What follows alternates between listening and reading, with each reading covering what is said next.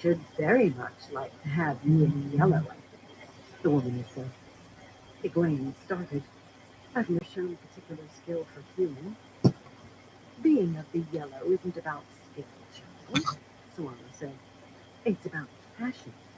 If you love to make things well, to fix that which is broken, there would be a purpose for you here. My thanks, Egwene said. But the Amelin has no Aja. Yes, but she's raised from one. Consider it, Egwene. I think you would find a good home here. It was a shocking conversation.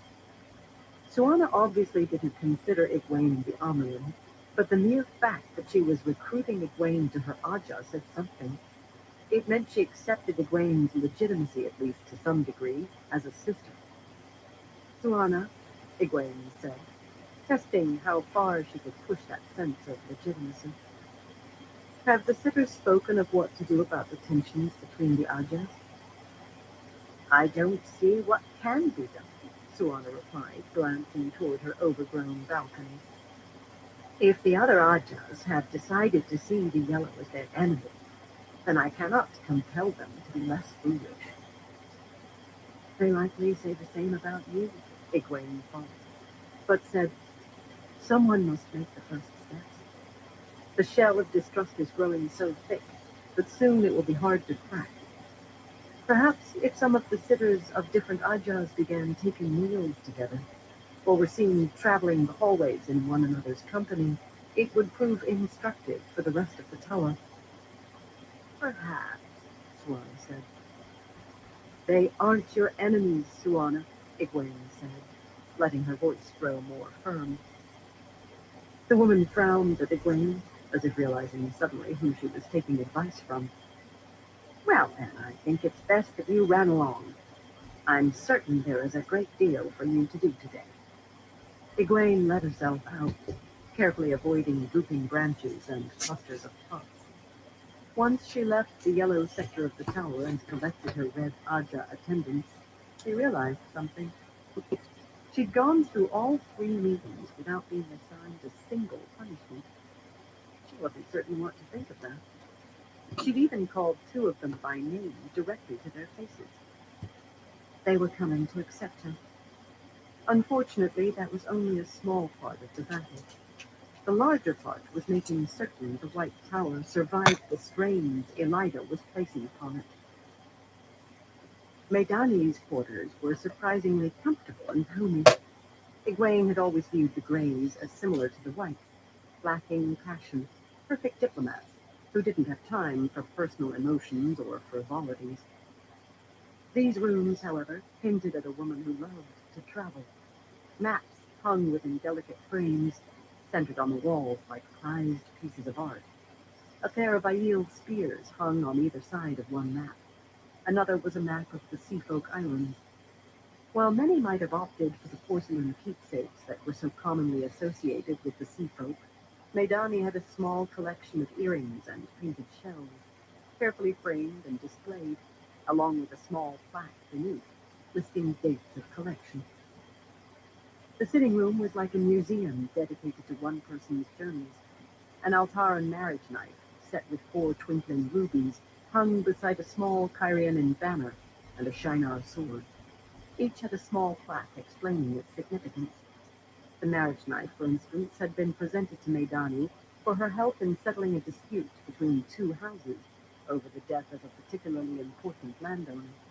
His wife had given her the knife as a token of thanks.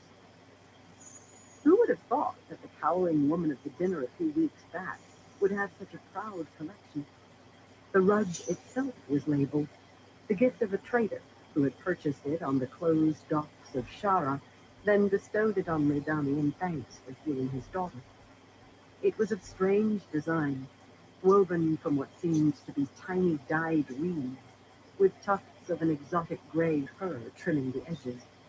The pattern depicted exotic creatures with long necks. Maidani herself sat on a curious chair made from woven wicker boughs, crafted to look like a growing thicket of branches that just happened to take the shape of a chair. It would have been horribly out of place in any other room in the tower, but it fit within these quarters. where each item was different, none of them related, yet somehow all connected with the common theme of gifts received during travels. The Gray's appearance was surprisingly different from what it had been during the dinner with Elida.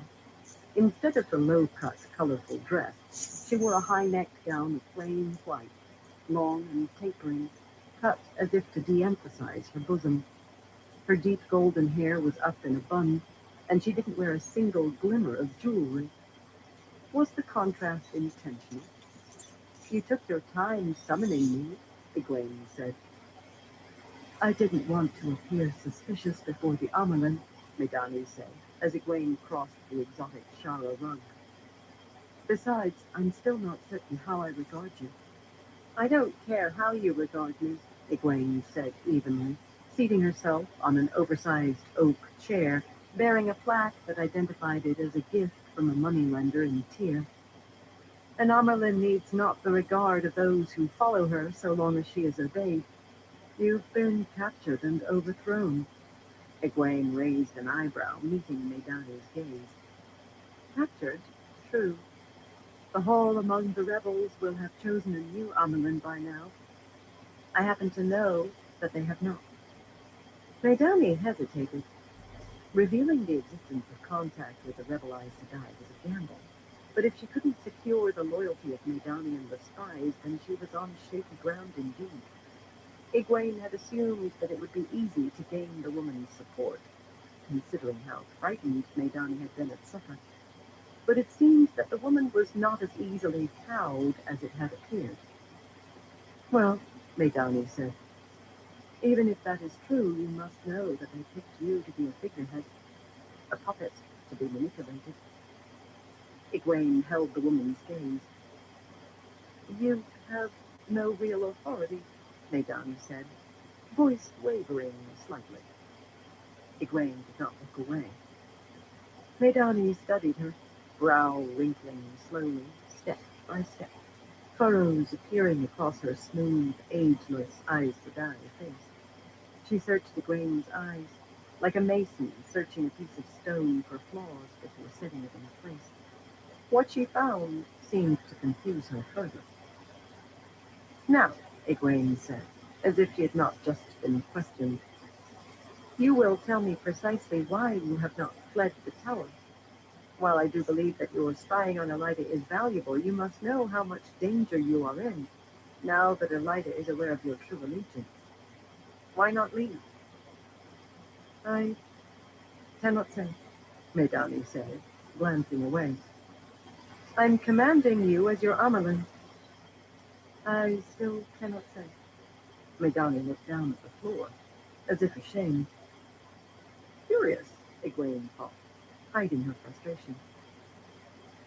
It is obvious that you do not understand the gravity of our situation. Either you accept my authority or you accept that of Elida. There is no middle ground, Medani, and I promise you this. If Elida retains the Amelin seat, you will find her treatment of those she sees as traitors to be quite unpleasant.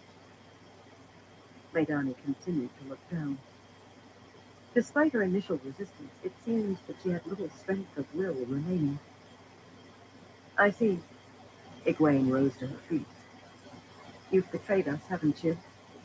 Did you go to Elida's side before you were exposed or after Theonim's confession? Medani looked up immediately. What? No, I never betrayed our cause. She seemed sickened, face pale, mouth a thin line. How could you think that I'd support that horrid woman? I hate what she has done to the tower. Well, that was straightforward enough. Little room to wiggle around the three oaths in those statements. Either Medani was true, or she was black. Though Egwene had difficulty believing the Black Sister would endanger herself by telling a lie that could be exposed with such relative ease. Why not run, then? Egwene asked. Why stay? Medani shook her head. I cannot say. Egwene took a deep breath. Something about the entire conversation irritated her. Will you at least tell me why you take dinner with Elida so often? Surely it's not because you enjoy such treatment. Medani blushed. Elida and I were pillow friends during our days as novices.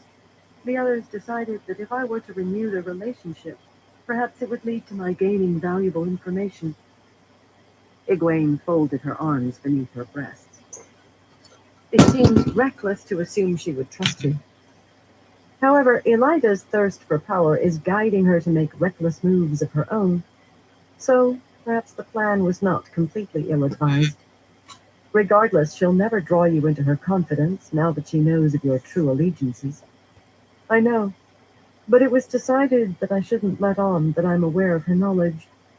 If I were to back away now, it would let on that we've been warned, and that is one of the precious few edges we now hold.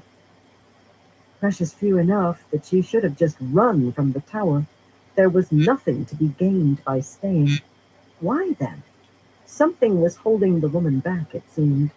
Something strong. A promise. Maidani, Egwene said, I need to know what it is that you aren't telling me. She shook her head. She almost looked afraid. Right, Egwene thought. I won't do to her what Elida does those evenings at supper. Egwene sat back down. Straighten your back, Maidani. You're not some simpering novice. Your eyes Sedai. Start acting like one. The woman looked up, eyes flashing at the taunt. Egwene nodded approvingly.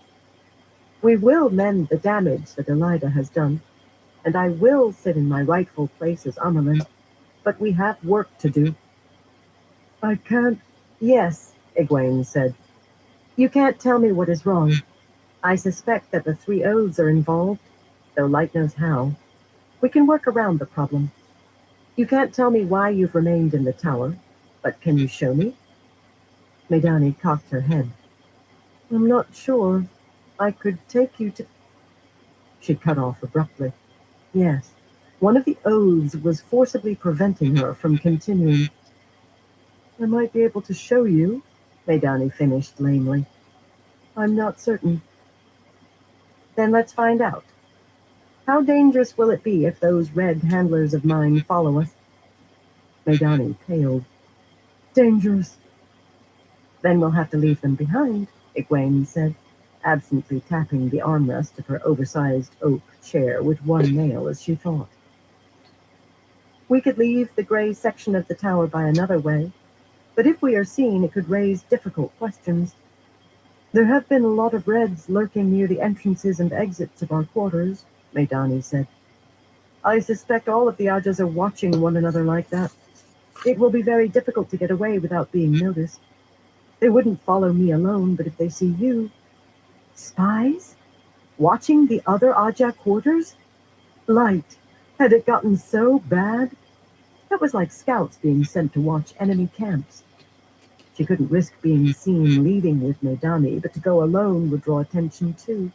The Reds Hey, knew Fire, Egwene how would you prefer to doing? be guarded. That left a problem, one Egwene could think of only one way to solve. She eyed Maidani. How far to trust her?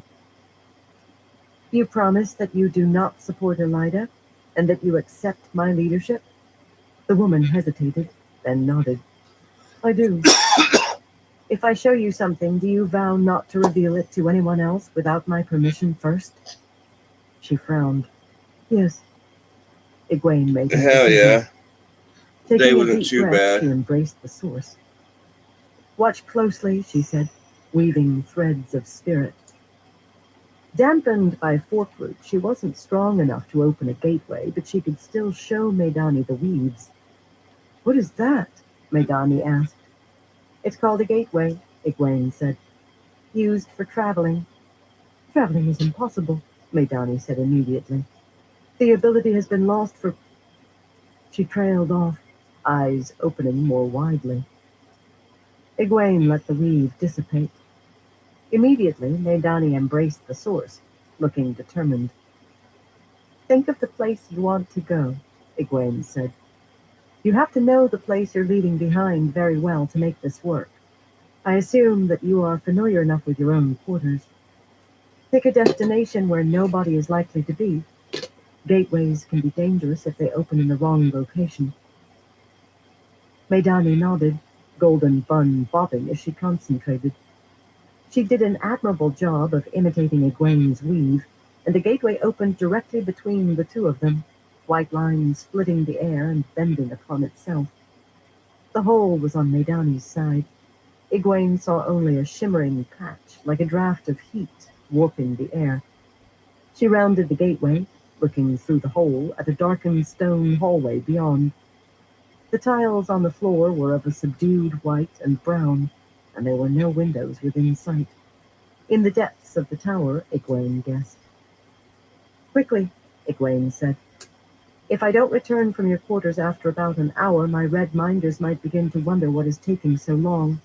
It's already suspicious to have you, of all people, send for me. We can only hope that Elida isn't careful enough to wonder at the coincidence. Yes, Mother, Medani said, rushing over and taking a bronze lamp from her table, the flame flickering at the spout. Then she hesitated. What? Egwene asked. I'm just surprised. Egwene almost asked what was so surprising, but then she saw it in Medani's eyes.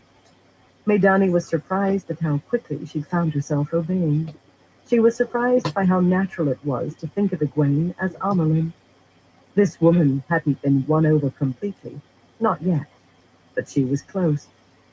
Quickly, Egwene said. Medani nodded, stepping through the gateway, and Egwene followed. Though the floor beyond was free of dust, the corridor was thick with the musty scent of uncirculated air. The walls were bare of the ornamentations one saw occasionally in the upper corridors, and the only sound was that of a few distant rats scratching. Rats. In the White Tower. Once that would have been impossible. The failure of the wards was just one more impossibility atop an ever-growing stack. This was not an area often given attention by the tower servants. That was probably why Medani had chosen it to open the gateway. That was well and good, but she was probably erring on the side of safety. This deep within the tower, it would take precious minutes to return to the main hallways and find whatever it was Medani wished to show her, and that would present its own problems. What would happen if other sisters took note of Egwene moving through the corridors without her normal complement of red Aja guards? Before Egwene could voice this concern, Medani began to walk away. Bart, my day wasn't not too up the bad. hallway toward the stairwells, but down it, moving deeper. Egwene frowned, but followed. I'm not certain if I'll be allowed to show you, Medani said softly, her skirts swishing, the sound not unlike that of the faint scrambling of the distant rats. I must warn you, however, that you may be surprised at what you are stepping into. It could be dangerous. Did Medani mean physical danger or political danger? It seemed that Egwene was in about as much of the latter as was possible. Still, she nodded and accepted the warning with solemnity. I understand. But if something dangerous is happening in the tower, I must know of it. It is not only my right, but my duty. Medani said no more. She led Egwene through the twisting passage, muttering that she would like to have been able to bring her warder. He was apparently out in the city on some errand. The hall spiraled not unlike the undulating coils of the great serpent itself. Just when Egwene was growing impatient, Medani stopped beside a closed door. It looked no different from the dozens of other near-forgotten storage rooms that budded off the main corridor. Medani raised a hesitant hand, then knocked sharply. The door opened immediately, revealing a keen-eyed warder with ruddy hair and a square jaw. He eyed Medani, then turned to Egwene, his expression growing darker. His arm flinched, as if he'd just barely stopped himself from reaching for the sword at his side. That will be Medani, a woman's voice said from inside the room. Come to report on her meeting with the girl. Absalom? The warder stepped aside, revealing a small chamber set with boxes for chairs. It held 4 women, all Aes Sedai, and shockingly each was of a different Aja. Egwene hadn't seen women of 4 different Ajas so much as walk together in the hallways, let alone hold conference together. Not a single one of them was red, and each of the 4 was a sitter. Siain was the stately woman in white robes and silver trim. A sitter from the White Aja, she had thick black hair and eyebrows, and watery blue eyes that regarded Egwene with an even expression. Beside her was Doacine, a sitter of the Yellow Aja. She was slender and tall for a Cyrieman. Her rich, rose-colored dress was embroidered with gold. Her hair was adorned with sapphires, matched by the stone at her forehead. Yukiri was the gray sister sitting beside Doacine. Yukiri was one of the shortest women that Egwene had ever met, but she had a way of regarding others that always made her seem in control, even when accompanied by very tall Aes Sedai. The last woman was Saorin, an Altaran sitter for the Brown. Like many Browns, she wore unornamented dresses, this one a nondescript tan. Her olive skin was marred by a scar on her left cheek. Egwene knew very little about her. Of all the sisters in the room, she seemed the least shocked to see Egwene.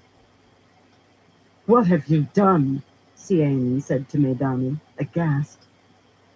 "Adsalam, bring them in here," Doacine said, rising and gesturing urgently. "If someone were to walk by and see the Alvear girl there—" Medani cringed before the stern words. Yes, she would require a great deal of work before she had the bearing of an Aes Sedai again. Egwene stepped into the room, moving before the brutish warder could pull her forward. Medani followed, and Adsalan closed the door with a thump. The room was lit by a pair of lamps that didn't give quite enough light, as if to complement the conspiratorial nature of the women's conference. The boxes might as well have been thrones for the way the four sitters occupied them, and so Egwene sat herself on one as well. "You were not given leave to sit, girl," Saorin said coldly. "Medani, what is the meaning of this outrage? Your oath was to have prevented this sort of lapse." "Oath?" Egwene asked. "And which oath would this be?" "Quiet, girl," Yukiri snapped, slapping Egwene across the back with a switch of air. It was such a faint punishment that Egwene almost laughed. "I didn't break my oath," Medani said quickly, stepping up beside Egwene. "You ordered me not to tell anyone of these meetings. Well, I have obeyed. I didn't tell her. I showed her." There was a spark of defiance in the woman.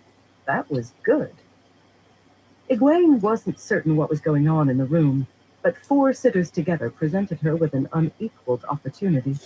She'd never thought to get a chance to speak with so many at once. And if these were willing to meet together, then perhaps they were free of the fractures undermining the rest of the tower. Or was their meeting a hint of something more dark? Oaths Egwene didn't know about. Meetings away from the upper corridors. A warder guarding the door. Were these women of 4 Ajas or of 1? Oh, yeah, Had she cheers. unwittingly bumbled her way into the center of a nest of blacks? Heart beginning to race, Egwene forced herself not to jump to conclusions. If they were black, then she was caught. If they were not, then she had work to do. "This is very unexpected," calm Siain was saying to Medani. "We'll take extra care with the wording of your future orders, Medani." Yukiri nodded. "I didn't think that you'd be so childish as to expose us out of spite. We should have realized that you, like all of us, would have experience pushing and bending oaths to suit your needs." Wait, Egwene thought. That sounds like... "Indeed," Yukiri said. "I think that penance will be in order for this infraction. But what are we to do with this girl she brought? She's not sworn on the rod, and so it would be—" "You gave her a 4th oath, didn't you?" Egwene interrupted. "What under the light were you thinking?" Yukiri glanced at her, and Egwene felt another swish of air. "You were not given leave to speak." "The Amerlin needs no leave to speak," Egwene said, staring the women down. "What have you done here, Yukiri? You betray all that we are. The oaths are not to be used as tools of division. Has this entire tower gone as insane as Elida?" "It's not insanity," Saorin said suddenly, butting into the conversation. The Brown shook her head, more commanding than Egwene would have expected for one of her Aja. "It was only done out of necessity. This one couldn't be trusted, not after siding with the rebels." Do not think we're unaware of your own involvement with that group, Egwene Alvir, Yukiri said. The haughty Grey was barely in control of her anger. If we have our way, you will not be treated with such coddling as Elida has shown you. Egwene gestured indifferently. Still me, execute me, or beat me, Yukiri, and the tower will yet be in shambles. The ones you so easily label as rebels are not to blame for that. Secret meetings in the basements, oaths administered without warrant. These are crimes at least equal to that of dividing from Elida. You should not question us, Ciane said in a quieter voice. She seemed more timid than the others. Sometimes difficult decisions must be made. We cannot have dark friends among the Aes Sedai, and measures have been taken to search them out. We here each proved to Medani that we are not friends of the Shadow, and so there can be no harm in making her give an oath to us. It was a reasonable action to make certain we are all working for the same goals. Egwene kept her face calm. Ciane had all but admitted to the existence of the Black Aja. Egwene had never expected to hear that from the mouth of a sitter, particularly in front of so many witnesses. So these women were using the oath rod to search out Black sisters. If you took each sister, removed her oaths, and made her re-swear them, you could ask her if she were Black. A desperate method, but, Egwene decided, a legitimate one, considering the times. I concede that it is a reasonable plan, Egwene said, but swearing this woman to a new oath is unnecessary. And if the woman is known to have other loyalties? Saorin demanded. Just because a woman isn't a dark friend doesn't mean she won't betray us in other ways. And that oath of obedience was probably the reason Medani couldn't flee the tower. Egwene felt a stab of sympathy for the poor woman.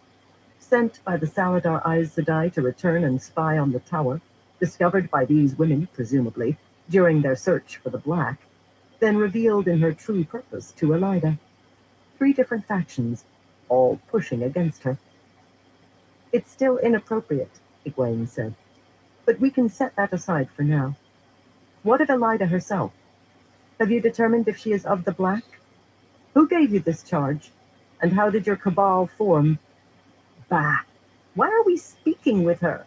Yukiri demanded, standing up and putting her hands on her hips. We should be deciding what to do with her, not answering her questions. If I am to help in your work, Egwene said, then I need to be aware of the facts. You're not here to help, child, Dosine said. The slender Kyrianan Yellow's voice was firm. Obviously, Medani brought you to prove that we don't have her completely beneath our thumbs, like a child throwing a tantrum. What of the others? Ciane said. We need to gather them and make certain that their orders are worded better. We wouldn't want one of them to go to the Amelin before we know where her loyalties lie. Others? Egwene thought. Have they sworn all of the spies, then? It made sense. Discover one, and it would be easy to get the names of the others. Have you found any actual members of the Black, then? Egwene asked. Who are they? You are to remain quiet, child, Yukiri said, focusing green eyes on Egwene. One more word, and I shall see you taking penance until you run out of tears to weep. I doubt you can order me to any more than I already have, Yukiri, Egwene said calmly. Unless I am to be in the Mistress of Novices' study all day, each day. Besides, if you sent me to her, what would I tell her? That you personally gave me penance? She'd know that I wasn't scheduled to see you today. That might start raising questions. We could just have Medani order you to penance, said Ciane the White. She won't do such a thing, Egwene said. She accepts my authority as Amelin. The other sisters glanced at Medani. Egwene held her breath. Medani managed a nod, though she looked horrified to be defying the others. Egwene released a quiet breath of thanks. Saorin looked surprised, but curious. Yukiri, still standing with her arms folded, was not so easily dissuaded. That's meaningless. We'll just order her to send you to penance. Will you? Egwene said. I thought you told me that the 4th oath was meant to restore unity, to keep her from fleeing to Elida with your secrets. Now you would use that oath like a cudgel, forcing her to become your tool? That brought silence to the room. This is why an oath of obedience is a terrible idea, Egwene said. No woman should have this much power over another.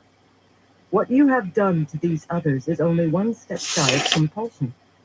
I'm still trying to decide if this abomination is in any way justified. The way you treat Maidani and the others will likely sway that decision. Must I repeat myself? How's your night going so far? Turning to the others. Why are we wasting time plucking with this girl like hens left to the range? We need to make a decision. We're speaking with her because she seems determined to make herself a nuisance, Saren said curtly, regarding Egwene. Sit down, Yukiri. I will deal with the child. Egwene met Saren's eyes, heart thumping. Yukiri sniffed, then seated herself, finally seeming to remember that she was Aes Sedai as she calmed her expression. This group was under a great deal of pressure. If it became known what they were doing...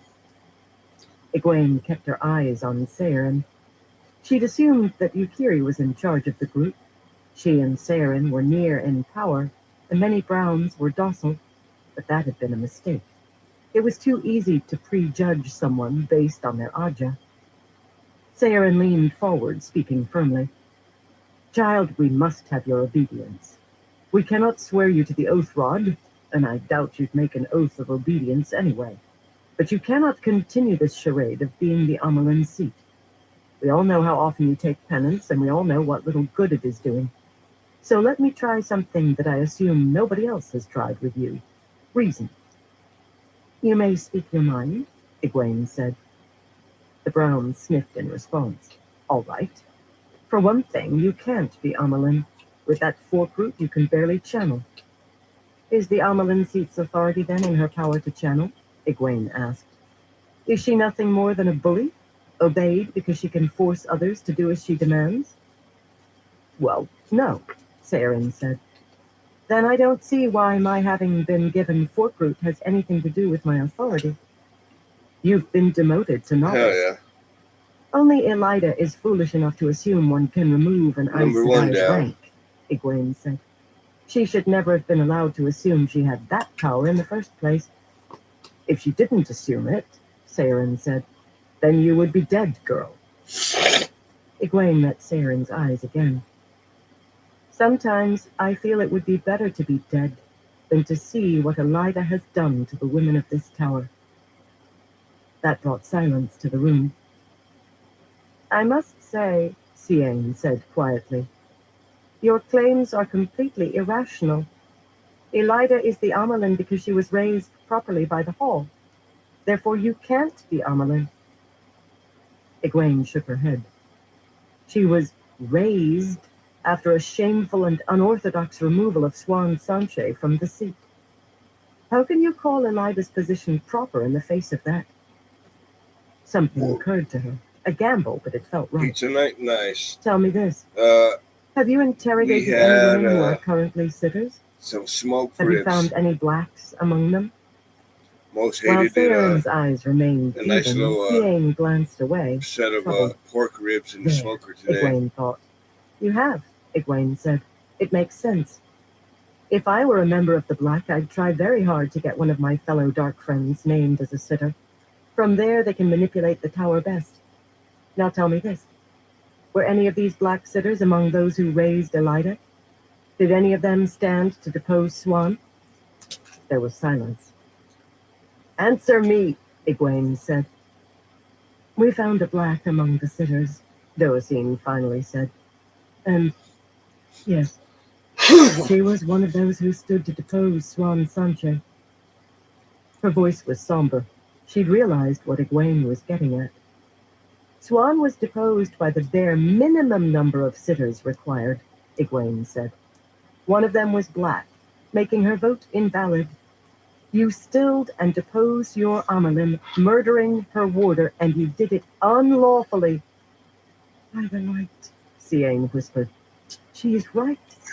This is pointless, Yukiri said, standing again. If we begin second-guessing, trying to confirm which Amerlins might have been raised by members of the Black, then we'd have reason to suspect every Amerlin who ever held the seat. Oh? Egwene asked. And how many of them were raised by a hall filled by only the exact minimum number of currently sitting members? This is only one reason why it was a grave mistake to unseat Swan this way. When I was raised, we made certain that every sitter in the city was aware of what was happening. False sitters, Yukiri said, pointing, given their places unlawfully. Egwene turned toward her, glad they couldn't hear her nervously pounding heart. She had to remain in control. She had to.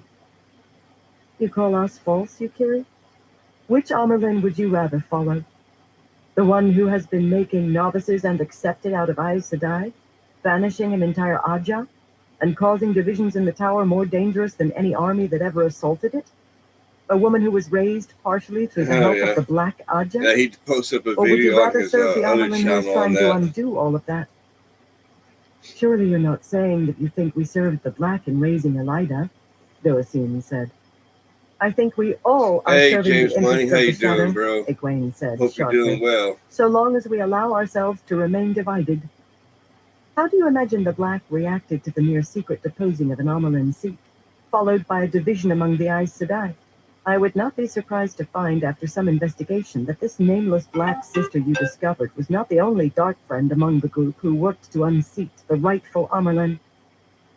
This brought another round of silence to the room. Saorin settled back and sighed. We cannot change the past. Enlightening though your arguments are, Egwene Alvir, they are ultimately fruitless. I agree that we cannot change what has happened, Egwene said, nodding to her. However, we can look to the future. As admirable as I find your work to discover the Black Aja, I am far more encouraged by your willingness to work together to do it. In the current tower, cooperation between the Ajas is rare. I challenge you to take that as your main goal, bringing unity to the White Tower, whatever the cost. She stood up, and she half expected a sister to rebuke her, but they almost seemed to have forgotten that they were speaking with a novice and a rebel. Maidani, Egwene said, you accept me as Amerlin? Yes, mother, the woman said, bowing her head. I charge you then to continue your work with these women. They are not our enemies, and they never were. Sending you back as a spy was a mistake, one I wish I'd been able to stop. Now that you are here, however, you can be of use. I regret that you must continue your performance before Elida, but I commend you for your courage in that regard. I will serve as needed, Mother, she said, though she looked sick. Egwene glanced at the others. Loyalty is better earned than forced. Do you have the oath rod here? No, Yukiri said. It's difficult to sneak away. We can only take it on occasion. A pity, Egwene said. I'd have liked to take the oaths. Regardless, you will promptly take it and release Maidani from the fourth oath. We'll consider it, Saorin said. Egwene raised an eyebrow. As you wish. But know that once the White Tower is whole again, the Hall will learn of this action you have taken. I would like to be able to inform them that you were being careful, rather than seeking unwarranted power. If you need me in the next few days, you may send for me. But kindly find a way to deal with the two Red Sisters who are watching me. I'd rather not use traveling within the tower again, lest I unwittingly reveal too much to those who would be better left ignorant. She left that statement hanging before walking to the door. The warder didn't stop her, though he did watch with those suspicious eyes of his. She wondered whose warder he was. She didn't believe any of the sisters inside the room had warders, though she wasn't certain. Perhaps he belonged to one of the other spies sent from Saladar, and had been drafted by Saorin and the others. That would explain his disposition. Maidani quickly followed Egwene from the room, glancing over her shoulder as if expecting argument or censure to fly out behind her. The warder simply pulled the door shut. I can't believe you succeeded, the Grey said. They should have strung you up by your heels and had you howling. They're too wise for that, Egwene said. They're the only ones in this blasted tower, besides maybe Sylviana, who have anything resembling heads sitting atop their shoulders. Sylviana? Medani asked with surprise. Doesn't she beat you every day? Several times a day, Egwene said absently. She's very dutiful, not to mention thoughtful. If we had more like her, the tower wouldn't have gotten to this state in the first place. Medani regarded Egwene, an odd expression on her face. You really are the Amelin, she finally said. It was an odd comment. Hadn't she just sworn that she accepted Egwene's authority? Come on, Egwene said, hastening her pace. I need to get back before those Reds grow suspicious.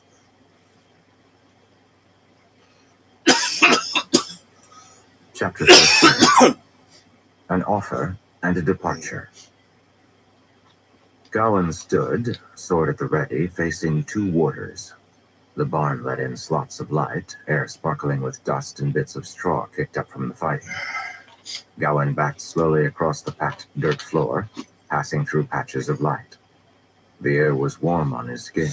Trickles of sweat ran down from his temples, but his grip was firm as the two warders advanced on him. The one in front was Sleet, a limber, long-armed man with rough-hewn features. In the barn's uneven light, his face looked like an unfinished work one might find in a sculptor's workshop, with long shadows across his eyes, his chin divided by a cleft, his nose crooked from being broken and not healed. He wore long hair and black sideburns. Hattori had been quite pleased when her warder had finally arrived at Dorlan. She'd lost him at Demise Wells, and his story was the sort gleemen and bards sang about. Will hit you. Sleet had lain wounded for hours before deliriously managing to grab his horse's reins and pull himself into the saddle. It had loyally carried him near unconscious for hours before arriving at a nearby village. The villagers there had been tempted to sell Sleet to a local band of bandits. Their leader had visited earlier, promising them safety as a reward for revealing any refugees from the nearby battle. However, the mayor's daughter had argued for Sleet's life, convincing them that the bandits must be dark friends if they were seeking wounded warders. The villagers had chosen to hide Sleet instead, and the girl had nursed him to safety. Sleet had been forced to sneak away once he was well enough to travel. The girl had apparently taken quite a liking to him. Whispers among the younglings said that Sleet's escape had also come because he had begun feeling affection for the girl himself. Most warders knew better than to let themselves grow attached. Sleet had left in the night after the girl and her family fell asleep, but in return for the village's mercy, he'd hunted down the bandits and seen to it that they would never plague the village again. It was the marrow of stories and legends, at least among regular, lesser men. For a warder, Sleet's story was almost commonplace. Men like him attracted legends as ordinary men attracted fleas. In fact, Sleet hadn't wanted to share his tale. It had come out only owing to a vigorous campaign of questions from the younglings. He still acted as if his survival were nothing to brag about. He was a warder, surviving against the odds, riding in delirium over miles of rough terrain, cutting down an entire band of thieves with wounds not fully healed. These were just the sorts of things you did when you were a warder. Gawain respected them, even the ones he had killed, especially the ones he had killed. It took a unique kind of man to show this kind of dedication, this kind of vigilance, this kind of humility. While Aes Sedai manipulated the world and monsters like Althor got the glory, men like Sleet quietly did the work of heroes each and every day, without glory or recognition. If they were remembered, it was usually only by association with their Aes Sedai, or it was by other warders. You didn't forget your own. Sleet attacked, sword lancing forward in a straight thrust delivered for maximum speed. The viper flicks its tongue, a bold strike made more effective because Sleet fought in tandem with the narrow short man rounding toward Gawain's left. Marlesh was the only other warder in Dorlan, and his arrival had been far less dramatic than Sleet's. Marlesh had been with the original group of 11 Aes Sedai who had escaped Demise Wells, and he had stayed with them the entire time. His own Aes Sedai, a pretty young Domani Green named Vasha, watched idly from the side of the barn. Gowan counted the viper flicks its tongue with cat dances on the wall, knocking aside the strike and going for the legs in one sweep. It wasn't intended to hit, however. It was a defensive move meant to enable him to keep an eye on both opponents. Marlesh tried Leopard's Caress, but Gowan moved into Folding the Air, carefully knocking aside the blow and waiting for another from Sleet, who was the more dangerous of the two. Sleet repositioned, taking smooth steps, his blade to the side as he set his back to the massive piles of hay at the rear of the stuffy barn. Gowan moved into Cat on Hot Sand, as Marlesh tried Hummingbird Kisses the Honey Rose. Hummingbird wasn't the right form to use in such an attack. It was rarely useful against someone on the defensive, but Marlesh was obviously tired of being parried. He was getting eager. Gowan could use that, and would. Sleet was advancing again. Gowan brought his sword back into guard as the warders approached in tandem. Gowan immediately moved into Apple Blossoms in the Wind. His blade flashed 3 times, pushing a wide-eyed Marlesh back. Marlesh cursed, throwing himself forward, but Gowan brought his sword up from the previous form and moved fluidly into Shake Dew from the Branch. He stepped forward into a series of 6 sharp blows, 3 at each opponent, knocking Marlesh back into the ground. The man had stepped back into the fight too quickly, and forcing Sleet's blade twice aside, then ending with his blade against the man's neck. The 2 warders looked at Gowan shocked. They had borne similar expressions the last time Gowan had defeated them, and the time before that. Sleet carried a heron-mark blade and was near legendary in the White Tower for his prowess. He was said to have bested even Lan Mandragoran twice out of 7 bouts, back when Mandragoran had been known to spar with other warders. Marlesh wasn't as renowned as his companion, but he was still a fully capable and trained warder, no easy foe. But Gowan had won. Again. Things seemed so simple when he was sparring. The world contracted down, compressed like berries squeezed for their juice, into something smaller and easier to see from up close. All Gowan had ever wanted was to protect Elaine. He wanted to defend Andor. Maybe learn to be a little more like Galat. Why couldn't life be as simple as a sword match? Opponents clear and arranged before you. The prize obvious. Survival. When men fought, they connected. You became brothers as you traded blows. Gowan removed his blade and stepped away, sheathing it. He offered a hand to Marlesh, shaking his head as he stood. You are remarkable, Gowan Trakand. Like a creature of light, color, and shadow when you move. I feel like a babe holding a stick when I face you. Sleet said nothing as he sheathed his own sword, but he did nod his head to Gowan in respect, just as he had the last 2 times they'd fought. He was a man of few words. Gowan appreciated that. In the corner of the barn, there was a half-barrel filled with water, and the men walked to it. Corbett, one of the younglings, hurriedly dipped the ladle full and handed it to Gowan. Gowan gave it to Sleet. The older man nodded again and took a drink, while Marlesh took a cup off the dusty windowsill and got himself a drink. I'm saying, Trakand, the short man continued, we'll need to find you a blade with some hands on it. No one should have to face you without knowing what they're getting into. I'm not a blade master, Gowan said quietly, taking the ladle back from crook-nosed Sleet and having a drink. It was warm, which felt good. Less of a shock, more natural. You killed Hamar, didn't you? Marlesh asked. Gowan hesitated. The simplicity he'd felt before, while fighting, was already crumbling. Yes. Well, then you're a blade master, Marlesh said. Should have taken his sword when he fell. It wasn't respectful, Gowan said. Besides, I didn't have time to claim prizes. Marlesh laughed, as if at a joke, though Gowan hadn't intended one. He glanced over at Sleet, who was watching him with curious eyes. A rustle of skirts announced the approach of Vasha. The Green had long black hair and striking green eyes that at times seemed almost cat-like. More of these. Are you done playing, Marlesh? She asked with a faintly Delani accent. Marlesh chuckled. You should be happy to see me play, Basha. I seem to recall my playing saved your neck a couple of times on the battlefield. She sniffed and raised an eyebrow. Gowan had rarely seen an Aes Sedai and warder with as casual a relationship as these two. Come, she said, turning on her heel and walking toward the open barn doors. I want to see what has been keeping Narenwen and the others so long indoors. It smells of decisions being made. Marlesh shrugged and tossed the cup to Corbett. Whatever they're deciding, I hope it involves moving. I don't like sitting around in this city with those soldiers creeping up on us. If it gets any more tense in camp, I'm likely to run off and join the Tinkers. Gowan nodded at that comment. It had been weeks since he'd last dared send the younglings to raid.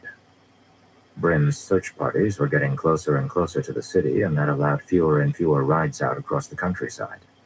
Rasha passed out the doors, but Gowan could still hear her say, "You can sound like such a child at times." Marlish just shrugged, waving farewell to Gowan's sleep before stepping out of the barn. Gowan shook his head, refilling the ladle and taking another drink. Those two remind me of nothing so much as a brother and sister at times. Sleet smiled. Gowan replaced the ladle, nodded to Corbett, then moved to leave. He wanted to check on the younglings' evening meal and make certain it was being distributed properly. Some of the youths had taken to sparring and practicing when they should have been eating. As he left, however, Sleet reached out and took his arm. Gowan looked back in surprise. "Atori only has one warder," the man said in his gravelly, soft voice. Gowan nodded. "That's not unheard of for Green." "It isn't because she isn't open to having more," Sleet said. "Years ago, when she bonded me, she said that she would only take another if I judged him worthy. She asked me to search. She doesn't think much on these kinds of things. Too busy with other matters." All right, Gowan thought, wondering why he was being told this. Sleet turned, meeting Gowan's eyes. "It's been over 10 years, but I've found someone worthy. She will bond you this hour if you wish it." Gowan blinked in surprise at Sleet. The lanky man was shrouded once more in his color-shifting cloak, wearing nondescript brown and green beneath. Others That's complained only that I because like of about his to keep long hair getting and clogged up. sideburns, Sleet looked more scruffy than a warder should. But scruffy was the wrong term for this man. Rough, There we go. perhaps, but natural, like uncut stones or a gnarled yet sturdy oak. "I'm honored, Sleet," Gowan said. "But I came to the White Tower to study because of Andoran traditions, not because I was going to be a warder. My place is beside my sister. If anyone is going to bond me, it will be with me." "You trained for those reasons," "but those reasons have passed. You fought in our war. You've killed warders and defended the tower. You are one of us. You belong with us." Gowan hesitated. "You search," Sleet said, "like a hawk, glancing this way and that, trying to decide whether to perch or to hunt.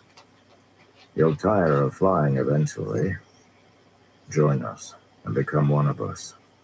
You'll find that Atori is a good Aes Sedai, wiser than most, far less prone to squabbles or foolishness than many in the tower."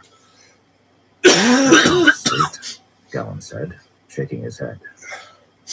"Andor, Atori is not regarded as influential by the White Tower," Sleet said. "The others rarely care what she does.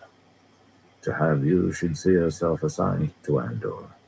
You could have both, Gowan Trakand. Think on it."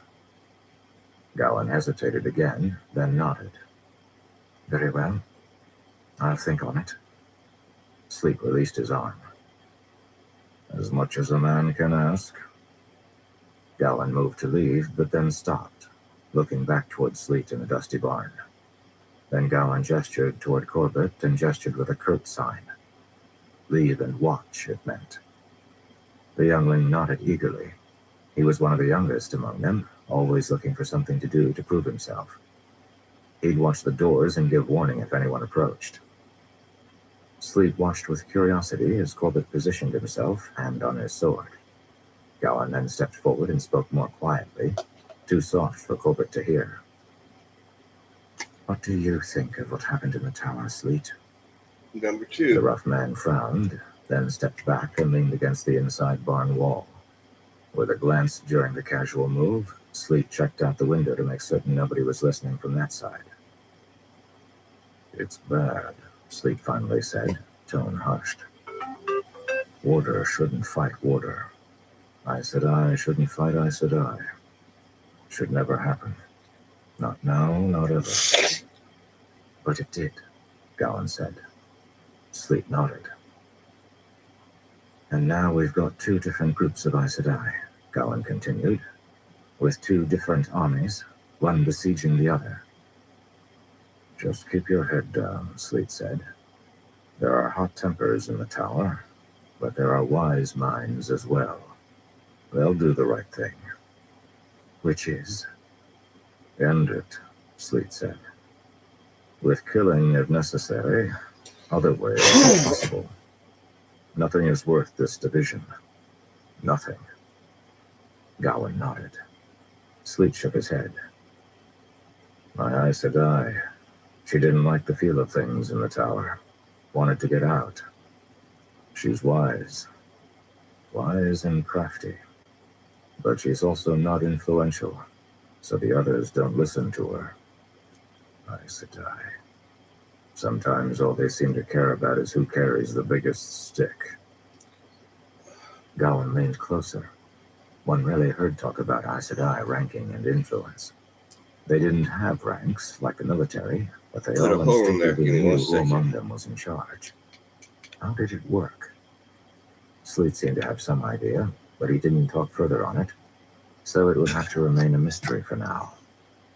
"Hattori got out," Sleet continued softly.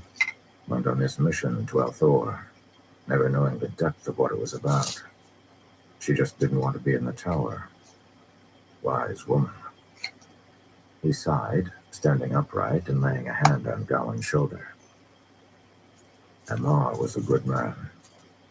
"He was," Gowan said, feeling a twist in his stomach. "But he would have killed you," Sleet said. "Killed you cleanly and quickly. He was the one on the offensive, not you. He understood why you did what you did. Nobody made any good decisions that day. There weren't any good decisions to be made." Gowan just nodded. "Thank you." Sleet removed his hand and walked toward the entrance. He glanced back, however.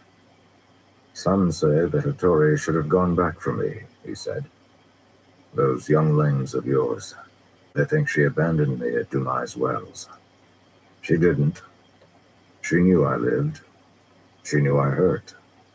But she also trusted me to do my duty while she did hers. She needed to get news to the Greens of what had happened at Dumai's Wells, of what the Amerlin's true orders with Althor had entailed. I needed to survive. We did our duty. But once that message had been sent, if she hadn't felt me approaching on my own, she would have come for me. No matter what. And we both know it." With that, he left. Gowan was left thinking on the curious parting words. Sleet was often an odd one to talk to. As fluid as he was as a swordsman, he didn't make conversation smoothly. Gowan shook his head, leaving the barn and waving Corbett free of watch duty. There was no possibility of Gowan agreeing to become Hattori's warder. The offer had been tempting for a heartbeat, but only as a way of escaping his problems. He knew that he would not be happy as her warder, or anyone's warder save Egwene's. He'd promised Egwene anything as long as it didn't hurt Andor or Elaine. Like he'd promised her not to kill Althor. At least not until after Gowan could prove for certain that the dragon had killed his father. Why couldn't Egwene see that the man she'd grown up with had turned into a monster, twisted by the one power? Althor needed to be put down, for the good of them all. Gowan clenched and unclenched his fist. stalking across the village center, wishing he could extend the peace and stillness of sword fighting to the rest of his life. The air was pungent with the scent of cows and dung from the barns. He would be glad to get back to a proper city. Dorland's size and remoteness might make it a good place to hide, but Gowan strongly wished that Elida had chosen a less odorous place to house the younglings. His clothing seemed likely to carry the scent of cattle for the rest of his days, assuming the rebel army didn't discover and slaughter them all in the next few weeks. Gowan shook his head as he approached the mayor's house. The two-story building had a peaked roof and sat at the very center of the village. The main body of the younglings was camped in a small field out behind the building. Once that patch had grown blackberries, but the too hot summer, followed by the blizzard of a winter, had killed the bushes. They were one of many casualties that were going to lead to an even harsher winter this year. The field wasn't the best place to camp. The men were constantly grumping about picking blackberry thorns out of their skin. But it was close to the center of the village, while yet somewhat secluded. A few thorns were worth the convenience. To reach the field, Gowan had to cut across the unpaved village square and pass by the canal that ran past the front of the mayor's house. He nodded to a group of women washing clothes there. The Aes Sedai had recruited them to do the wash for the sisters and for Gowan's officers. The pay was small for so much work, and Gowan gave the women what little extra he could afford out of his own pocket, a gesture that had earned him laughter from Narenwin Sedai, but thanks from the village women. Gowan's mother had always taught that the workers were the spine of a kingdom. Break them, and you'd soon find that you could no longer move. This city's people might not be his sister's subjects, but he would not see them taken advantage of by his troops. He passed the mayor's home, noting the closed shutters on the windows. Marlesh lounged outside, his petite Aes Sedai standing with hands on her hips and scowling at the door. Apparently, she had been refused entry. Why? Vasha didn't have a great deal of rank among the Aes Sedai, but she also wasn't as low as a Tory. If Vasha had been denied entrance, well, perhaps there were important words being shared inside the building. I'll be right back. That made Gowan curious. His men would have ignored it. Rajar would have told him that Aes Sedai business was best left to their conferences without unwanted ears flapping to make a mess of things. That was one reason that Gowan wouldn't make a good warder. He didn't trust Aes Sedai. His mother had, and look where that had gotten her. And how the White Tower had treated Elaine and Egwene. Well, he might support the Aes Sedai, but he certainly didn't trust them. He rounded the back of the building, going about a perfectly legitimate inspection of the guards. Most of the Aes Sedai in the village didn't have warders. Either they were Reds or they had left their warders behind. Some few were old enough to have lost warders to age and never chosen new ones. 2 unfortunate women had lost their warders at Dumas Wells. Gowan and the others did their best to pretend they didn't notice the red eyes or occasional sobs coming from their rooms. The Aes Sedai, of course, claimed that they didn't need the youngling guards as protection. They were probably right, but Gowan had seen dead Aes Sedai at Dumas Wells. They weren't invincible. At the back doors, Helm War saluted and let Gowan enter to continue his inspection. Gowan strode up a short, straight set of stairs and entered the upper hallway. There he relieved Verdun, the dark-skinned Tyran youngling who was on watch. Verdun was an officer, and Gowan told him to go check on the food distribution in the camp. The man nodded, then left. Gowan hesitated in front of Narenwin Sedai's room. If he wanted to hear what was going on between the Aes Sedai, the obvious thing to do would be to eavesdrop. Verdun had been the only guard on the second floor, and there were no warders to protect against unwanted ears. But the thought of listening in left a sour taste in Gowan's mouth. He shouldn't have to eavesdrop. He was the commander of the younglings, and the Aes Sedai were taking good advantage of his troops. They owed him information. Therefore, rather than trying to listen, he gave a firm knock on the door. The knock was met by silence. Then the door cracked to show a sliver of Kovarla's frowning face. The light-haired Red had been in charge of the sisters in the city before being displaced, but she was still one of the more important women in Dorland. We were not to be interrupted, she snapped through the sliver of open doorway. Your soldiers had orders to keep everyone out, even other sisters. Those rules don't apply to me, Gowan said, meeting her eyes. My men are in serious danger in this city. If you won't let me be part of the planning, then I demand at least to be able to listen. Kobara's impassive face seemed to show annoyance. Your impudence seems to grow by the day, Charlie, she said. Perhaps you need to be removed, and a more suitable replacement raised to captain that group. Gowan clenched his jaw. You think they wouldn't set you aside if a sister asked it of them? Kobara asked, smiling faintly. A sorry excuse for an army they may be, but they know their place. A pity the same cannot be said for their commander. Go back to your men, Gowan Trakand. With that, she shut the door on him. Gowan itched to force his way into the room, but that would be satisfying for all of about 2 breaths, which was how long it would take the Aes Sedai to truss him up with the power. How would that be for the younglings' morale, seeing their commander, the brave Gowan Trakand, cast out of the building with a gag of air in his mouth? He ignored his frustration, turning back down the stairs. He went into the kitchen and leaned against the far wall, staring at the steps to the 2nd floor. Now that he'd relieved Berton, he felt he needed to remain on watch himself or send a runner to fetch another man. He wanted to think for a few moments first. If their conference above took long, he'd appoint a replacement. Aes Sedai. Sensible men stayed away from them when possible, and obeyed them with alacrity when staying away was impossible. Gowan had trouble doing either. His bloodline prevented staying away. His pride interfered with obeying them. Well, this is He had supported the Elida in second the one. rebellion not I'm because he almost liked her. halfway. She'd always been cold during her years acting as his mother's advisor. No, he'd supported her because he'd disliked Swan's treatment of his sister and Egwene. But would Elida have treated the girls any better? Would any of them have? Gowan had made his decision in a moment of passion.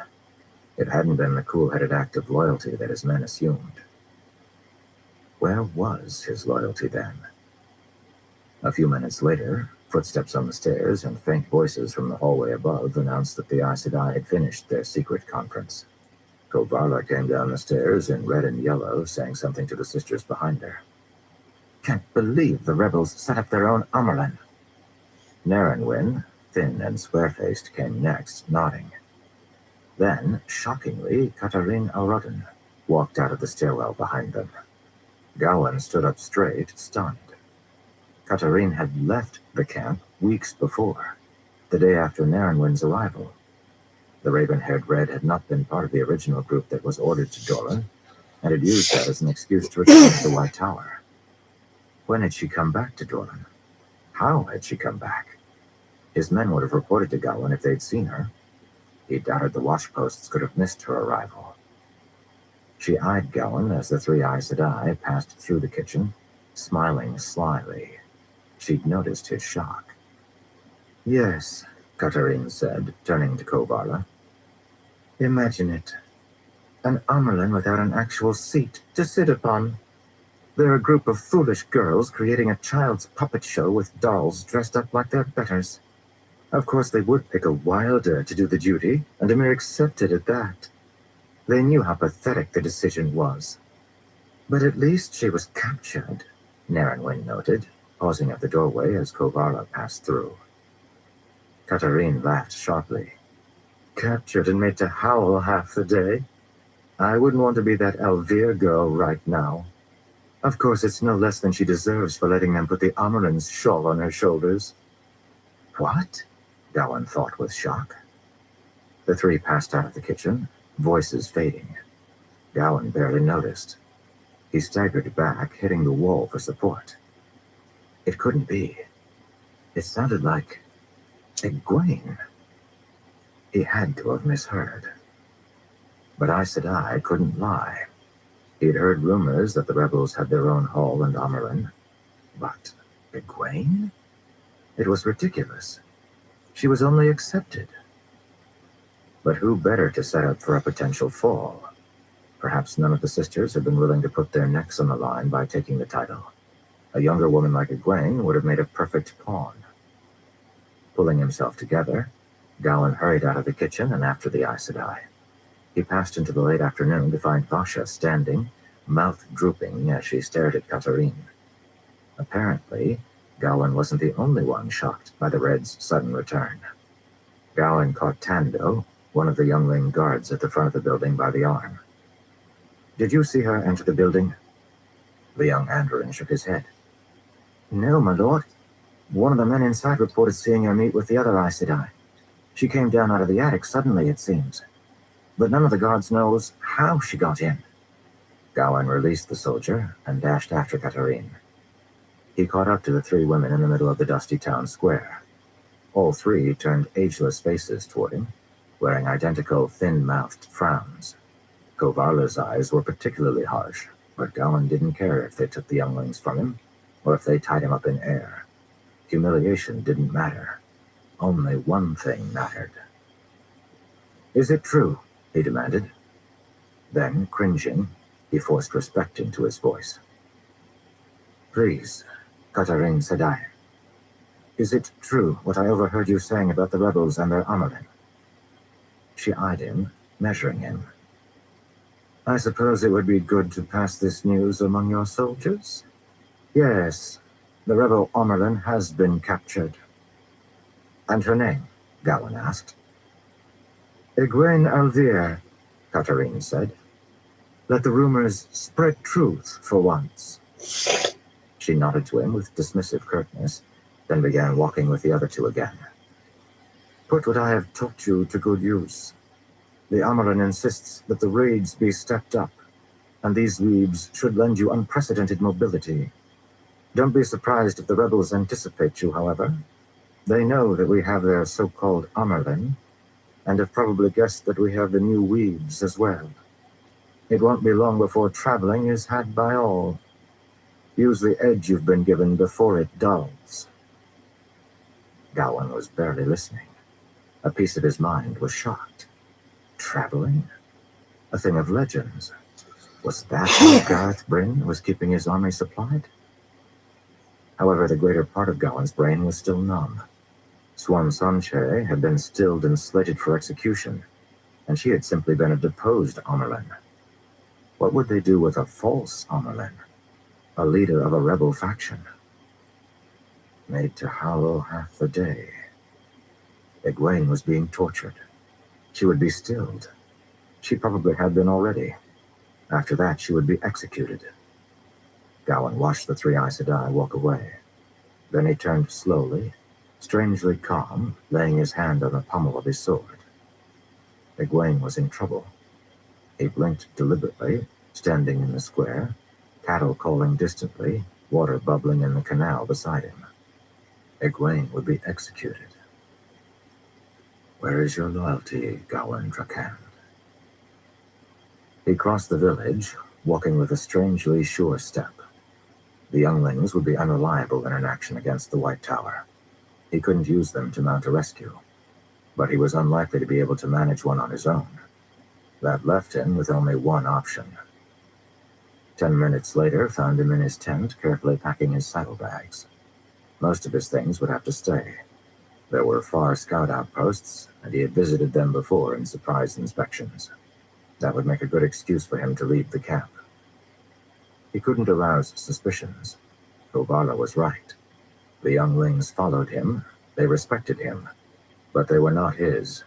They belonged to the White Tower, and would turn on him as quickly as he had turned on Hamar, if it were the will of the Amerlin. If any of them got a hint of what he was planning, he wouldn't manage to get 100 yards away. He closed and latched his saddlebags. That would have to do. He pushed his way out of the tent, slinging the bags over his shoulder, then made his way toward the horse lines. As he walked, he flanked down Rajar, who was showing a squad of soldiers some advanced swordplay techniques. Rajar set another man in charge, then hurried over to Gawain, frowning at the saddlebags. "I'm going to inspect the 4th outpost," Gawain said. Rajar glanced at the sky. It was already dimming. "So late?" "Last time I inspected in the morning," Gawain said. Odd how his heart wasn't racing. Calm and even. Time before that, it was the afternoon. But the most dangerous time to be surprised is evening, when it's still light enough for an attack, but late enough that men are tired and full of supper. Roger nodded, joining Gowan as he walked. Light knows we need them for watchful scouts now, he agreed. Bryn's own scouts had been investigating villages not half a day's ride from Dorland. I'll get you an escort. Not needed, Gowan said. Last time, Outpost 4 saw me coming from a good half a mile. A squad raises too much dust. I want to see how keen their eyes are when it's just one rider. Roger frowned again. I'll be safe, Gowan said, forcing out a wry smile. Roger, you know I will be. What? Are you afraid I'll be taken by bandits? Roger relaxed, chuckling. You? They'd sooner catch Sleet. All right, then. But make certain to send a messenger for me when you get back into camp. I'll stay up half the night worrying if you don't return. Sorry to cost you the sleep then, my friend, Gowan thought, nodding. Roger ran back to supervise the sparring, and Gowan soon found himself just outside the camp undoing Challenger's hobble as a village boy, doubling as a stable hand, fetched his saddle. You have the look of a man who has made up his mind, a quiet voice said suddenly. Gowan spun, hand falling to his sword. One of the shadows nearby was moving. Looking closely, he was able to make out the form of a shadowed man with a crooked nose. Curse those water cloaks. Gowan tried to feign casualness, as he had with Roger. Happy to have something to do, I suppose, he said, turning from Sleet as the stable boy approached. Gowan tossed him a copper and took the saddle himself, dismissing the boy.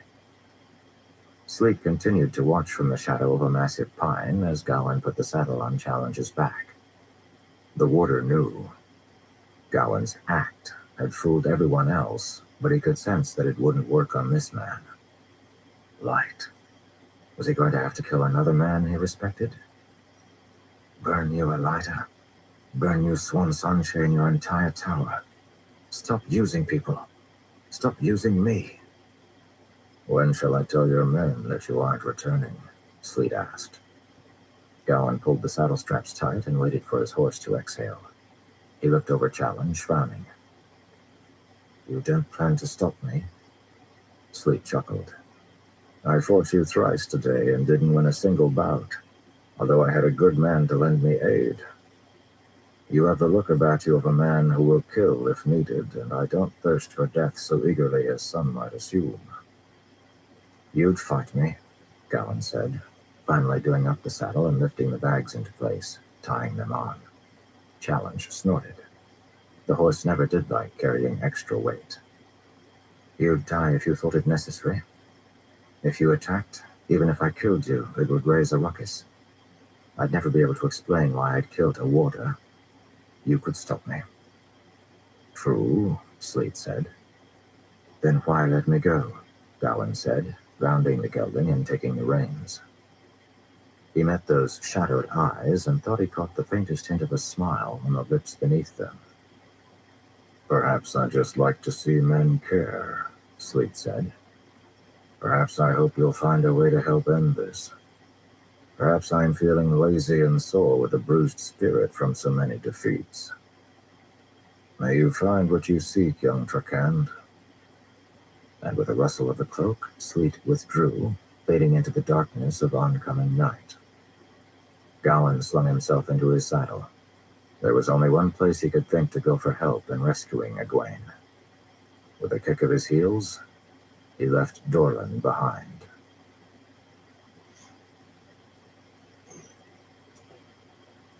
Chapter 14. A box opens. So this is one of the Shadow Souls, Sorelia said. The white-haired wise one circled around the prisoner, looking thoughtfully at Semirhage. Of course, Catswain had not expected fear from one such as Sorelia. The Aiel woman was a rugged creature, like a statue that had weathered storm after storm, patient before the winds. Among the Aiel, this wise one was a particular specimen of strength. She had arrived at the manor house only recently, coming with those who had brought Althor a report from Bandar Eben. Cadswain had anticipated finding many things among the Aiel who followed Rand al'Thor: fierce warriors, strange ways, honor and loyalty, inexperience with subtlety and politics. She had been right. One thing she had certainly not expected to find, however, was an equal. Certainly not in a wise one who could barely channel. And yet, oddly, that was how she regarded the leathery-faced Aiel woman. Not that she trusted Soralia. The wise one had her own goals, and they might not completely coincide with Cadswain's. However, she did find Soralia capable, and there were blessed few people in the world these days who deserved that word. Semirog flinched suddenly, and Soralia cocked her head. The Forsaken was not floating this time. She stood upright, wearing the stiff brown dress, her short dark hair tangled from lack of brushing. She still projected superiority and control, just as Cadswain herself would have in a similar situation. "What are these weaves?" Soralia asked, gesturing. The weaves in question were the source of Semirog's occasional flinching. "A personal trick of mine," Cadswain said, undoing the weaves and remaking them to show how they were done. "They ring a sound in your subject's ears every few minutes and flash a light in their eyes, keeping them from sleep. You hope to make her so fatigued that she will talk," Soralia said, studying the Forsaken again. Semirog was warded to keep her from hearing them, of course. Despite 2 days without decent sleep, the woman wore a serene expression, eyes open but blocked by glowing lights. She had likely mastered some kind of mental trick to help her stave off exhaustion. "I doubt it will break her," Cadswain admitted. "Faugh! It barely even makes her flinch." She, Soralia, and Bear, an aged wise one with no channeling ability, were the only ones in the room. The Aes Sedai maintaining Semirog's shield sat in their places outside. Soralia nodded. "One of the shadow-souled will not be manipulated so easily. Still, you are wise to try, considering your limitations." "We could speak to the Karakan," Bear said. "Convince him to turn this one over to us for a time. A few days of delicate Aiel questioning, and she would speak whatever you wish." Cadswain smiled non-committally, as if she would let another handle the questioning.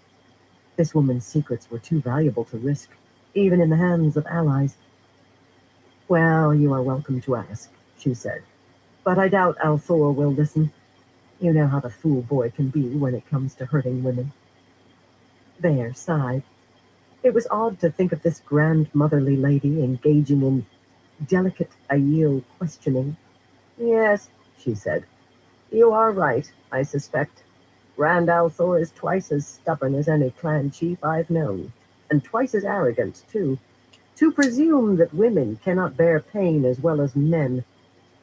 Cadswain snorted at that. "To be honest, I considered having this one strung up and whipped, al'Thor's prohibitions be blackened. But I don't think it would work. Faugh. We'll need to find something other than pain to break this one." Soralia was still regarding Semirog. "I would speak with her." Cadswain made a motion, dismissing the weeds that kept Semirog from hearing, seeing, or speaking. The woman blinked, just once, to clear her vision, then turned to Soralia and Bear. "Ah," she said. "Aiel, you were such good servants once. Tell me, how strongly does it bite, knowing how you betrayed your oaths? Your ancestors would cry for punishment if they knew how many deaths lay at the hands of their descendants." Soralia gave no reaction. Cadswain knew some tidbits of what al'Thor had revealed about the Aiel, things that had been said at second or third hand. al'Thor claimed that the Aiel had once followed the way of belief, sworn not to do harm before betraying their oaths. Cadswain had been interested to learn of these rumors, and she was more interested to hear Semirog corroborating them. "She seems so much more human than I had anticipated," Soralia said to Bear. Her expressions, her tone, her accent, while strange, are easy to understand. I had not expected that. Semirog's eyes narrowed for just a moment at that comment. Odd. That was a stronger reaction than virtually any of the punishments had produced. The flashes of light and sound prompted only slight, involuntary twitches. This comment of Sorelia's, however, seemed to affect Semirog on an emotional level. Would the wise ones actually succeed so easily, where Cadswain had long failed? I think this is what we need to remember, Thayer said. A woman is just a woman, no matter how old, no matter what secrets she remembers. Flesh can be cut, blood can be spilled, bones can be broken. In truth, I feel almost disappointed, Cadswain Malidran, Sorelia said, shaking a white-haired head. This monster has very small fangs. Semirog reacted no further. Her control was back, her face serene, her eyes imperious. I have heard some little of you new, oathless Aiel and your interpretations of honor. I will very much enjoy investigating how much pain and suffering it will require before members of your clans will shame themselves. Tell me, how far do you think I would have to push before one of you would kill a blacksmith and dine on his flesh? She knew more than some little if she understood the near sacred nature of blacksmiths among the Aiel. Sorelia stiffened at the comment, but let it go. She re-wove the ward against listening, then paused and placed the globes of light in front of Semirog's eyes as well. Yes, she was weak in the power, but she was a very quick learner. Is it wise to keep her like this? Sorelia asked, her tone implying that if any other she would have made a demand. For Cadswain she softened her words, and it almost brought a smile to Cadswain's lips. I'm still working on round 2. They were like two aged hawks, Sorelia and she, accustomed to roosting and reigning, now forced to nest in neighboring trees.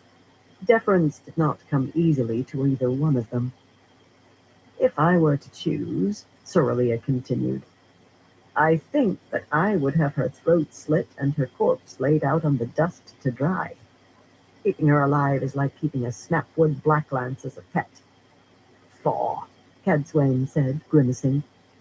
You're right about the danger, but killing her now would be worse. Althor cannot or will not give me an accurate count of the number of Forsaken he has slain, but he implies that at least half of them still live. They'll be there to fight at the last battle, and each weave we learn from Semirog is one fewer than they can use to surprise us. Sorelia did not seem convinced, but she pressed the issue no further. And the item? She asked. May I see it? Cadswain almost snapped a no. But Sorelia had taught Cadswain traveling, an incredibly powerful tool. That had been an offering, a hand extended.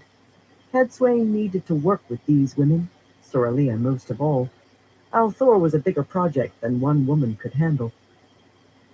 Come with me, Cadswain said, leaving the wooden room.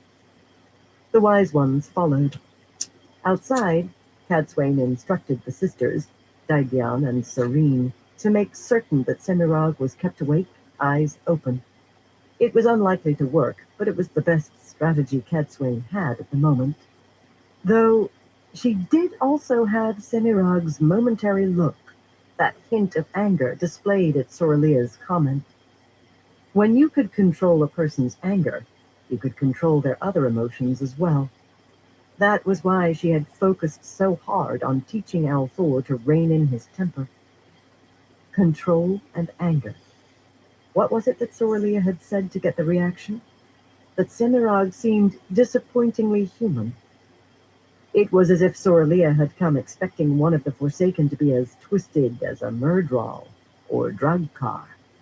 And why not?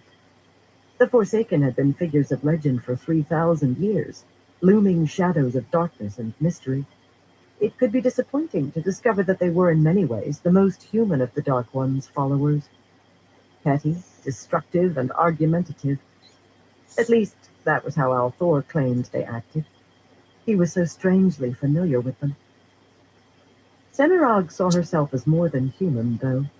That poise, that control of her surroundings was a source of strength for her. Cadswain shook her head. Too many problems and far too little time. The wooden hallway itself was another reminder of the Althor boy's foolishness. Cadswain could still smell smoke, strong enough to be unpleasant. The gaping hole in the front of the manor, draped only with a cloth, let in chill air during the spring nights. They should have moved, but he claimed that he would not be chased away. Althor seemed almost eager for the last battle, or perhaps just resigned. To get there, he felt he had to force his way through the petty squabbles of people like a midnight traveler pushing through banks of snow to arrive at the inn. The problem was Althor wasn't ready for the last battle. Cadswain could feel it in the way he spoke, the way he acted, the way he regarded the world with that dark, nearly dazed expression. If the man he was now faced the Dark One to decide the fate of the world, Cadswain feared for all people. Cadswain and the two wise ones reached her chamber in the manor, a sturdy, undamaged room with a good view of the trampled green and camp out front. She made few demands in the way of decoration: a stout bed, a lockable trunk, a mirror and stand. She was too old and impatient to bother with anything else. The trunk was a decoy. She kept some gold and other relatively worthless items in it. Her most precious possessions she either wore, in the form of her Turangreal ornaments, or kept locked in a dingy-looking document box that sat on her mirror stand. Of worn oak, the stain uneven, the box had enough dings and dents to look used, but wasn't so shabby as to be out of place with her other things. As Sorlia closed the door behind the three of them, Cadswain disarmed the box's traps. It was strange to her how few Aes Sedai learned to innovate with the One Power. There's number 2 down. They memorized time-tested and traditional weaves, but gave barely a thought for what else they could do. True, experimenting with the One Power could be disastrous, but many simple extrapolations could be made without danger. Her weave for this box was one such. Until recently, she'd used a standard weave of fire, spirit, and air to destroy any documents in the box if an intruder opened it. Effective, if a bit unimaginative. Her new weave was much more versatile. It didn't destroy the items in the box. Cadswain wasn't certain if they could be destroyed. Instead, the weaves, inverted to be invisible, sprang out in twisting threads of air and captured anyone in the room when the box was opened. Then another weave set out a large sound, imitating 100 trumpets, playing while lights flashed in the air to give the alarm. The weaves would also go off if anyone opened the box, moved it, or barely touched it with the most delicate thread of the One Power. Cadswain flipped up the lid. The extreme precaution was necessary, for inside this box were two items that presented very serious danger. Soralia walked over, looking in at the contents. One was a figurine of a wise, bearded man holding aloft a spear, about a foot tall. The other was a black metallic collar and two bracelets, an Adam made for a man. With this Ter Angreal, a woman could turn a man who could channel into her slave, controlling his ability to touch the One Power, perhaps controlling him completely. They had not tested the collar. Althor had forbidden it. Soralia hissed quietly, ignoring the statue and focusing on the bracelets and collar. This thing is evil. Yes, Cadswain said. Rarely would she have called a simple object evil, but this one was. Nynaeve Almira claims some familiarity with this thing, though I have not been able to press out of the girl how she knows these things. She claims to know that there was only one male Adam, and that she'd arranged for its disposal in the ocean. She also admits, however, that she didn't see it destroyed personally. It may have been used as a pattern by the Shonchan. This is unsettling to see, Soralia said. If one of the Shadows sold, or even one of the Shonchan, captured him with this, light protect us all, Bear whispered. And the people who have these are the same people with whom Althor wishes to make peace? Soralia shook her head. Creation of these abominations alone should warrant a blood feud. I heard that there were others like it. What of those? Stored elsewhere, Cadswain said, shutting the lid. Along with the female Adom we took. Some acquaintances of mine, Aes Sedai who have retired from the world, are testing them, trying to discover their weakness. They also had Kalendor. Cadswain was loath to let it out of her sight, but she felt that the sword still held secrets that could be teased out. I kept this one here because I intend to find a way to test it on a man, she said. That would be the best way to discover its weaknesses. Althor won't allow any of his Ashaman to be leashed by it, however. Not for the shortest time. This made Bear uncomfortable. A little like testing a spear's strength by stabbing it into someone, she muttered. Soralia, however, nodded in agreement. She understood. One of the first things Cadswain had done after capturing those female Adom was put one on and practice ways to escape from it. She'd done so under carefully controlled circumstances, of course, with women she trusted to help her escape. They'd eventually had to do that. Cadswain had been able to discover no way out on her own. But if your enemy was planning to do something to you, you had to discover how to counter it, even if that meant leashing yourself. Althor couldn't see this. When she asked, he simply muttered about that bloody box and being beaten. We have to do something about that man, Soralia said, meeting Cadswain's eyes. He has grown worse since we last met. He has, Cadswain said. He's surprisingly accomplished at ignoring my training. Then let us discuss, Soralia said, pulling over a stool. A plan must be arranged, for the good of all. For the good of all, Cadswain agreed. Althor himself most of all.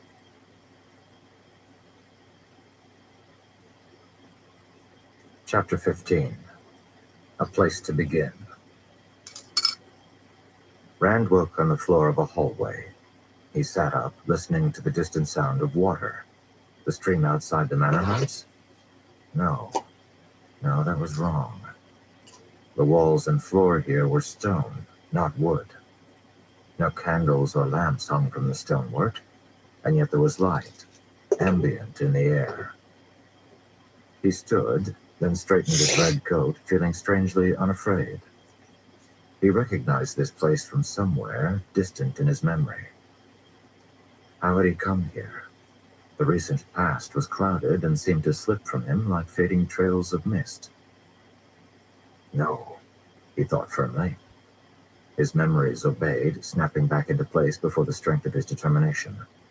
He had been in the Damani Manor House, awaiting a report from Rourke about the capture of the first few members of the Merchant Council. Min had been reading Each Castle, a biography, in the deep green chair of the room they shared. Rand had been exhausted, as he often was lately. He'd gone to lie down.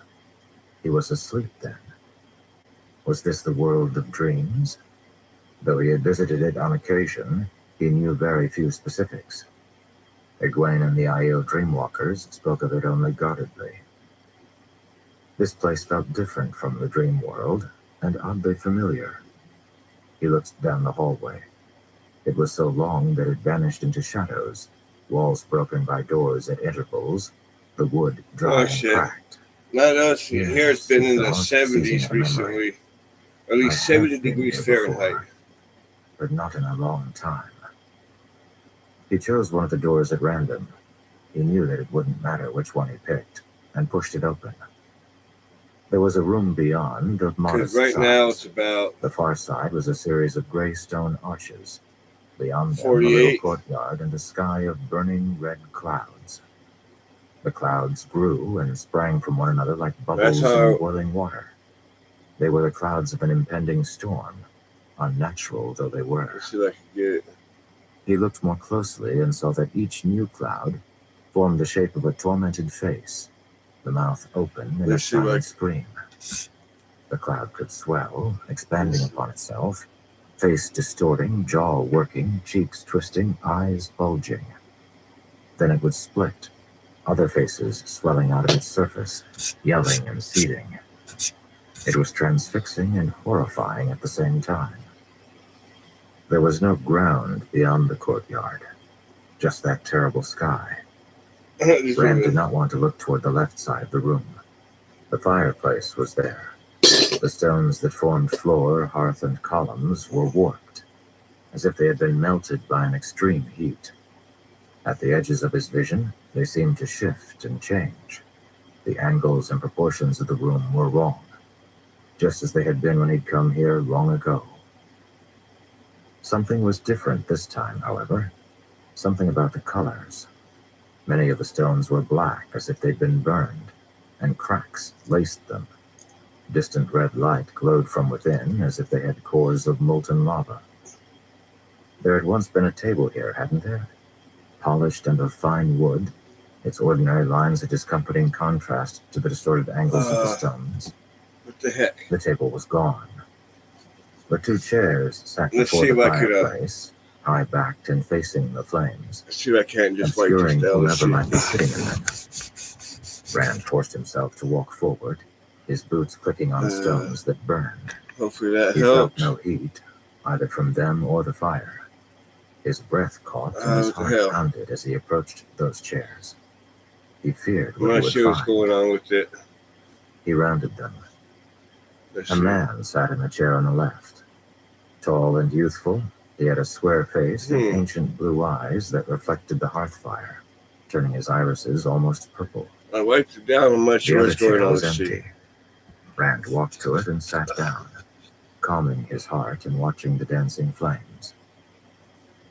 He had seen this man before in visions, not unlike the ones that appeared when he thought of Matt or Perrin. The colors did not appear on this thought of his friends. That was odd, but somehow not unexpected. The visions he'd seen of the man in the other chair were different from the ones involving Perrin and Matt.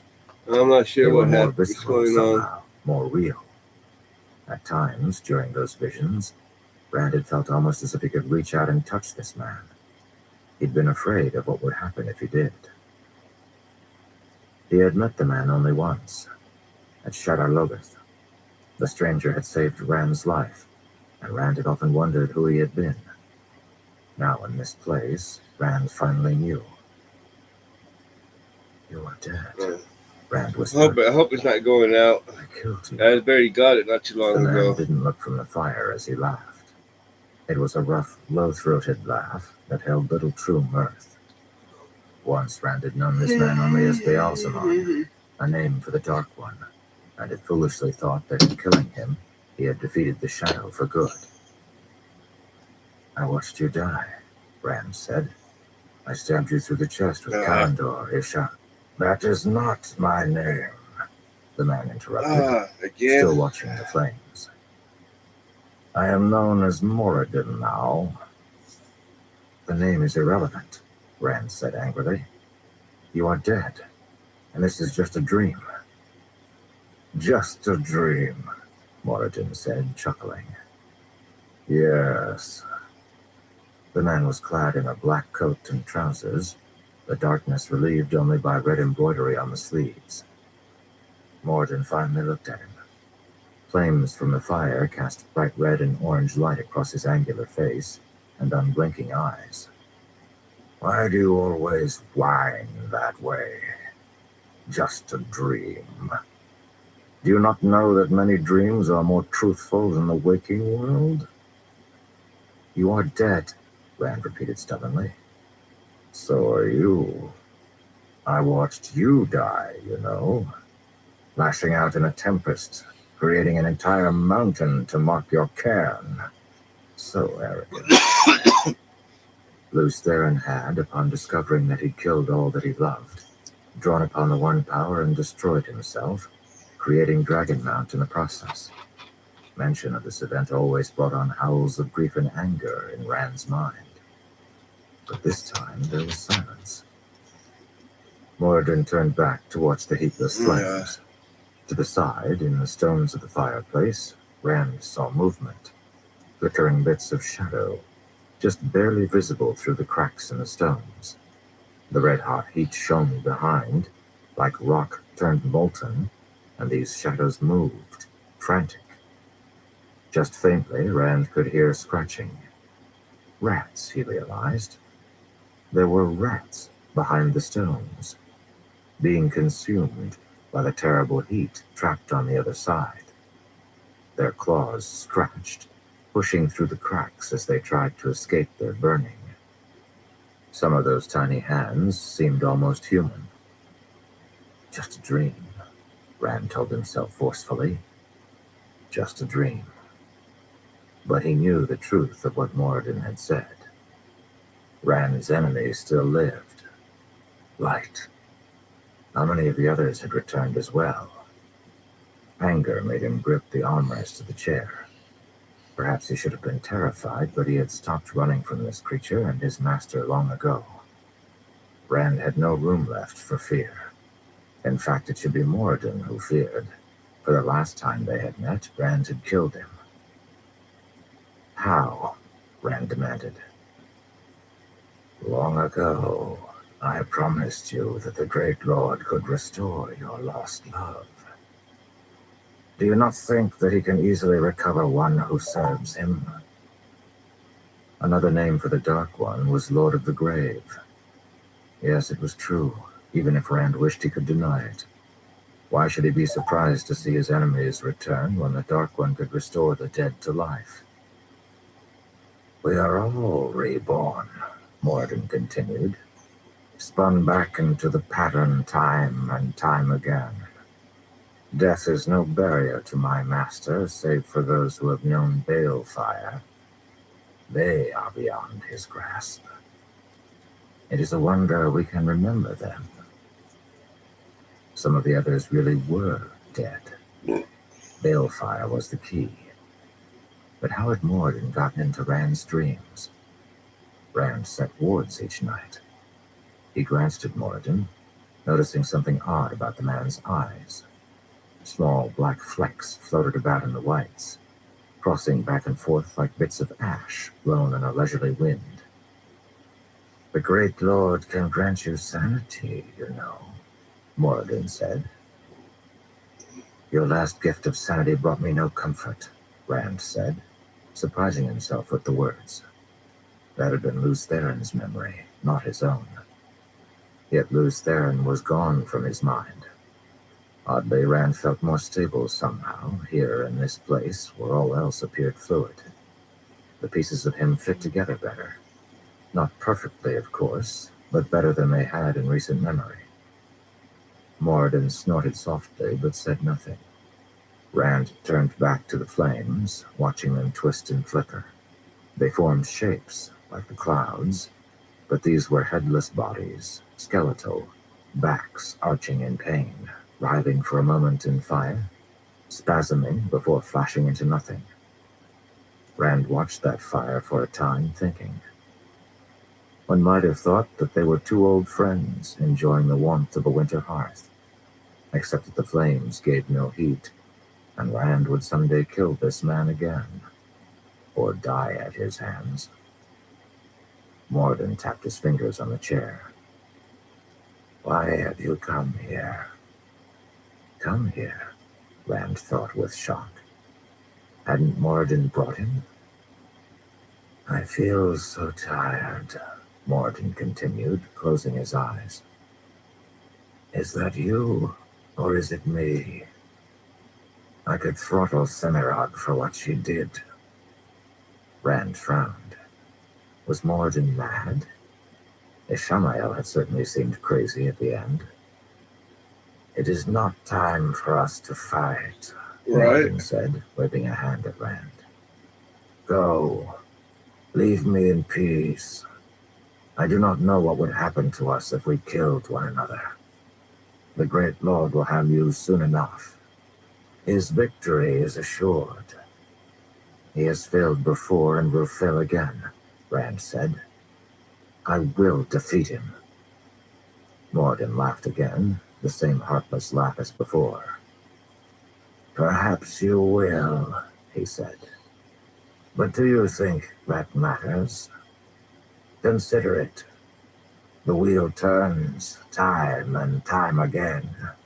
Over and over the ages turn, and men fight the Great Lord. I'm not sure what's But going on with my someday he calendar. will win, and when he does, the wheel will stop. That is why his victory is assured. I think it will be this age, but if not, then in another. When you are victorious, it only leads to another battle. When he is victorious, all things will end. Can you not see that there is no hope for you? Is that what made you turn to his side? Rand asked. You were always so full of thoughts, Aeon. Your logic destroyed you, didn't it? All There is right. no path Give to you the dough, victory. smack you with the Morgan wrench, said. make it work. The only path is to follow the great Lord and rule for a time before all things end. The others are fools. They look for grand rewards in the eternities. But there will be no eternities. Only the now. The last days. He laughed again, and this time there was joy in it. True pleasure. Rand stood. Morden eyed him warily, but did not get up. There is a way to win, Morden, Rand said. I mean to kill him. Slay the Dark One. Let the wheel turn without his constant taint. Morden gave no reaction. He was still staring at the flames. We are connected, Morden finally said. That is how you came here, I suspect. Though I do not understand our bond myself. I doubt you can understand the magnitude of the stupidity in your statement. Rand felt a flash of anger, but fought it down. He would not be goaded. We shall see. He reached for the one power. It was distant, far away.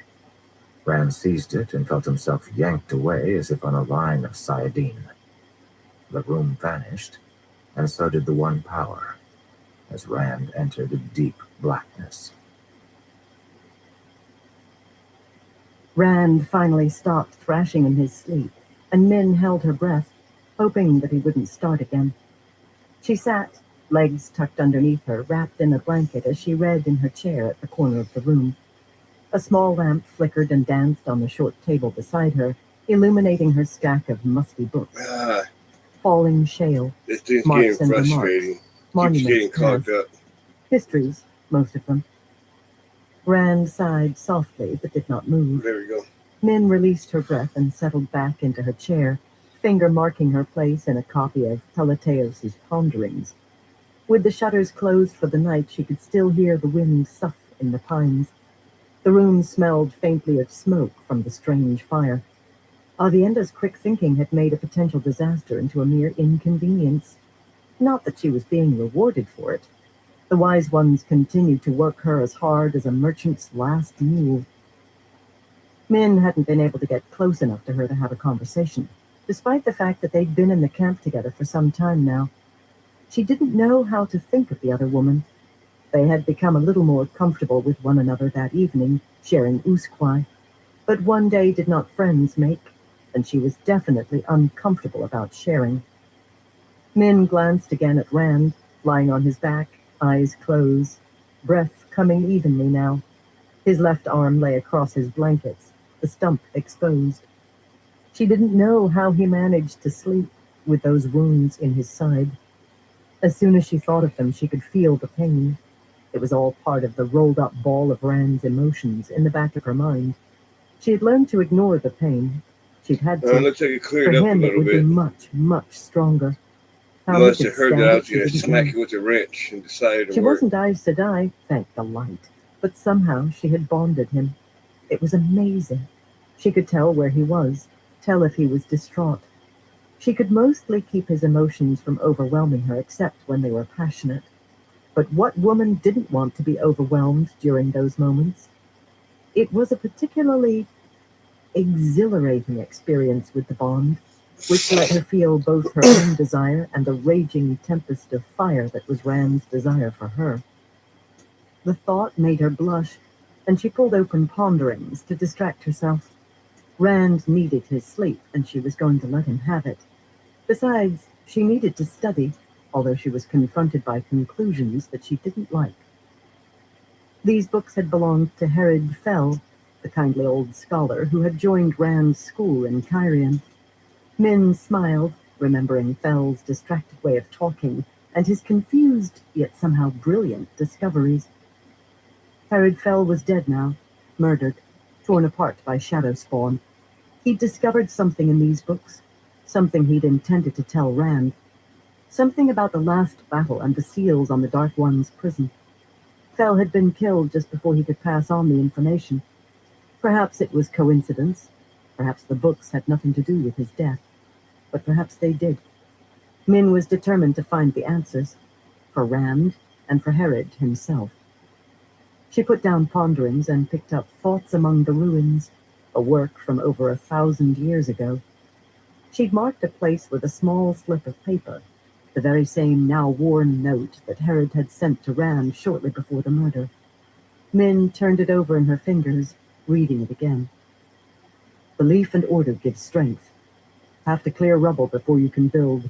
Will explain when see you next. Do not bring girl. Too pretty. She figured, from reading among his books, that she could trace his thoughts. Rand had wanted information on how to seal the Dark One's prison. Could Fell have discovered what she thought he had? She shook her head. What was she doing trying to solve a scholarly mystery? But who else was there? One of the brown Ajah might be better suited, but could they be trusted?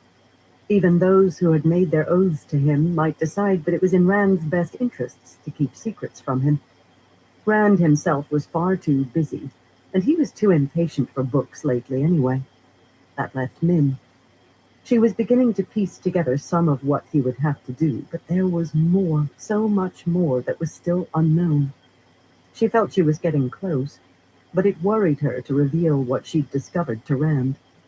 How would he respond? She sighed, scanning the book. She'd never thought that she, of all people, would become a fool for some man. Yet here she was, following him wherever he went, putting his needs before her own. That didn't mean she was his pet, regardless what some of the people in camp said.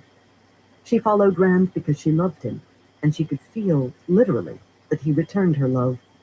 Despite the harshness that was invading him bit by bit, despite the anger and the bleakness of his life, he loved her, and so she did what she could to help him. If she could help solve this one puzzle, the puzzle of sealing the Dark One's prison, she could achieve something not just for Rand, but for the world itself. What did it matter if soldiers in the camp didn't know what her value was? It was probably better if everyone assumed her to be dismissible. Any assassin who came to kill Rand should think that he could ignore Min. The would-be killer would soon discover the knives hidden in Min's sleeves. She wasn't as good with them as Tom Marilyn was, but she knew more than enough to kill.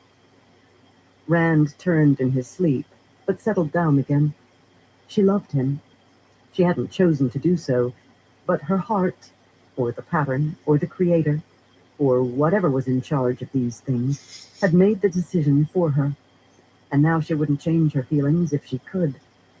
If it meant danger, if it meant suffering the looks of men in the camp, if it meant sharing him with others. Rand stirred again. This time he groaned and opened his eyes, sitting up. He raised his hand to his head, somehow managing to look more weary now than he had when he'd gone to sleep. He wore only his small clothes, and his chest was bare. He sat like that for a long moment, then stood up, walking to the shuttered window. Min pushed her book closed. And what do you think you're doing, sheep herder? You barely slept for a couple of hours. He opened the shutters and the window, exposing the dark night beyond. A stray curl of wind made her lamp flame shiver. Rand? Min asked. She could barely hear his voice when he replied. He's inside my head. He was gone during the dream, but he's back now. She resisted sinking down in her chair. Liked, but she hated hearing about Rand's madness. She'd hoped that when he healed Saidin, he would be free of the taint's insanities. He, she asked, forcing her voice to be steady. The voice of Luz Theron? He turned, clouded night sky outside the window framing his face, the lamp's uneven illumination leaving his features mostly in shadows.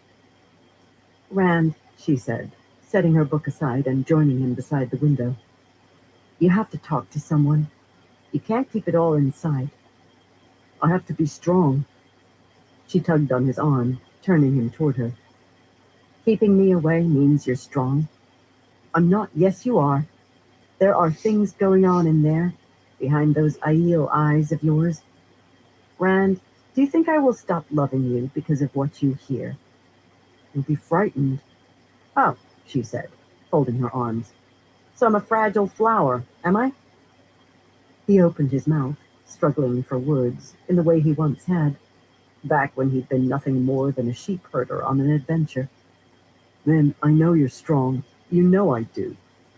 Then trust me to be strong enough to bear what is inside you, she said. We can't just pretend nothing has happened. She forced herself onward. The taint left marks on you. I know it did. But if you can't share it with me, who can you share it with? He ran his hand through his hair, then turned away, beginning to pace. Burn it all, men. If my enemies discover my weaknesses, they will exploit them. I feel blind. I'm running in the dark on an unfamiliar path. I don't know if there are breaks in the road or if the whole cursed thing ends in a cliff.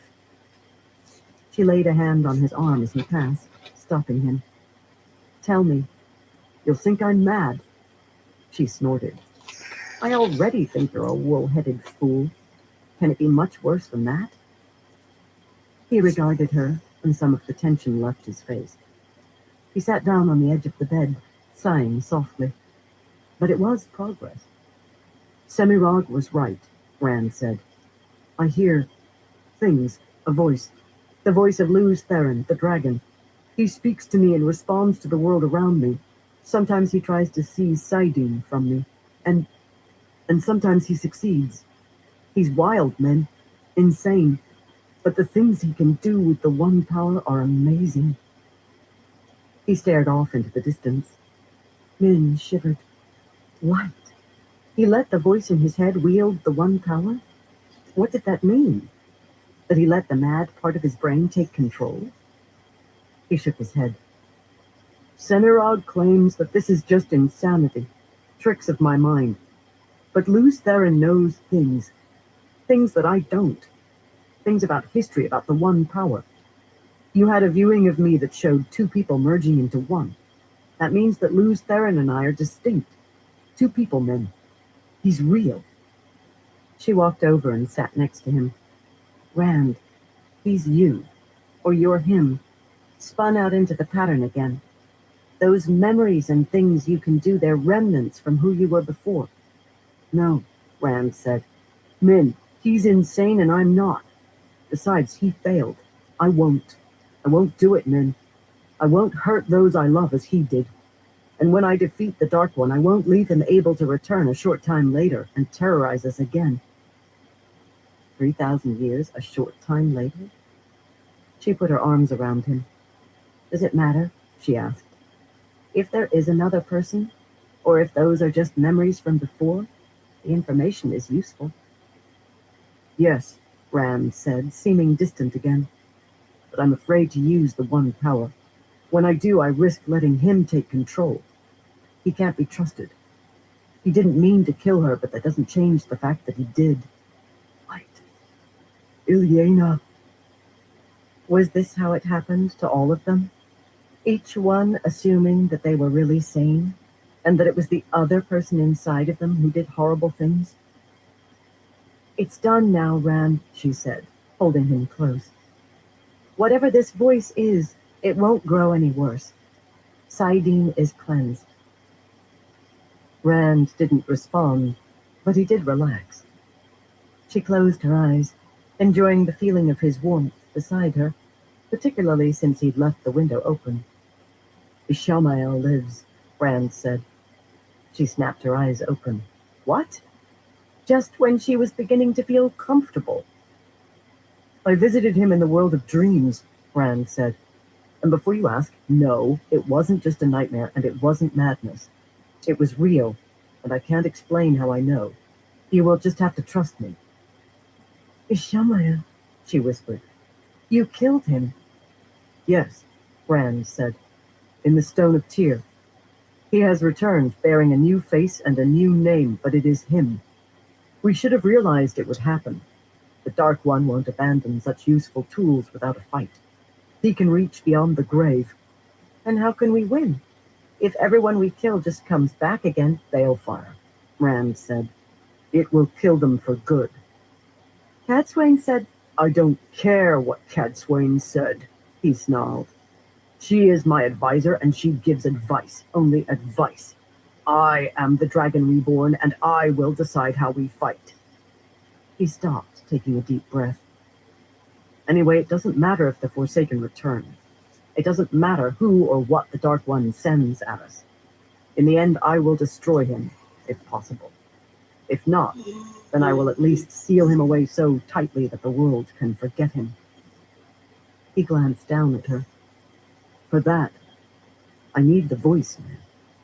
Luz Theron knows things, or I know things. Whichever it is, the knowledge is there. In a way, the Dark One's own taint will destroy him, for it is what gave me access to Luz Theron. Min glanced at her books. Herod's little slip of paper still peeked from the depths of Thoughts Among the Ruins. Rand, she said, you have to destroy the seals to the Dark One's prison. He looked at her, frowning. I'm sure of it, she said. I've been reading Herod's books all this time, and I believe that's what he meant by clearing away the rubble. In order to rebuild the Dark One's prison, you will first need to open it. Clear away the patch made on the bore. She had expected him to be incredulous. Shockingly, he just nodded. Yes, he said. Yes, that sounds right. I doubt that many will wish to hear it. If those seals are broken, there is no way to tell what will happen. If I fail to contain him... The prophecies didn't say Rand would win, only that he would fight. Min shivered again, blasted window, but met Rand's gaze. You'll win. You'll defeat him. He sighed. Faith in a madman, Min. Faith in you, sheep herder. Suddenly viewings spun around his head. She ignored them most of the time unless they were new, but now she picked them out. Fireflies consumed in darkness. 3 women before a pyre. Flashes of light, darkness, shadow, signs of death, crowns, injuries, pain, and hope. A tempest around Randall Thor, stronger than any physical storm. We still don't know what to do, he said. The seals are brittle enough that I could break them in my hands, but what then? How do I stop him? Does it say anything of that in your books? It's hard to tell, she admitted. The clues, if that's what they are vague. I will keep looking. I promise. I'll find answers for you. He nodded, and she was surprised to feel his trust through the bond.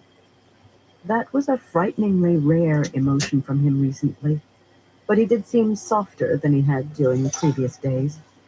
Still stone, but perhaps with some few cracks, willing to let her inside. It was a beginning. She tightened her arms around him and closed her eyes again. A place to begin, but with so little time left, it would have to do. Carefully shielding her burning candle, Avienda lit the pole-mounted lantern. It flickered a light, illuminating the green around her. Slumbering soldiers snored in rows of tents. The evening was cold, the air crisp, and branches rattled in the distance. A lonely owl hooted, and Avienda was exhausted. She'd crossed the grounds 50 times, lighting the lantern, blowing it out, then jogging back across the green and lighting her candle at the manor before walking carefully, shielding the flame, to light the lantern again.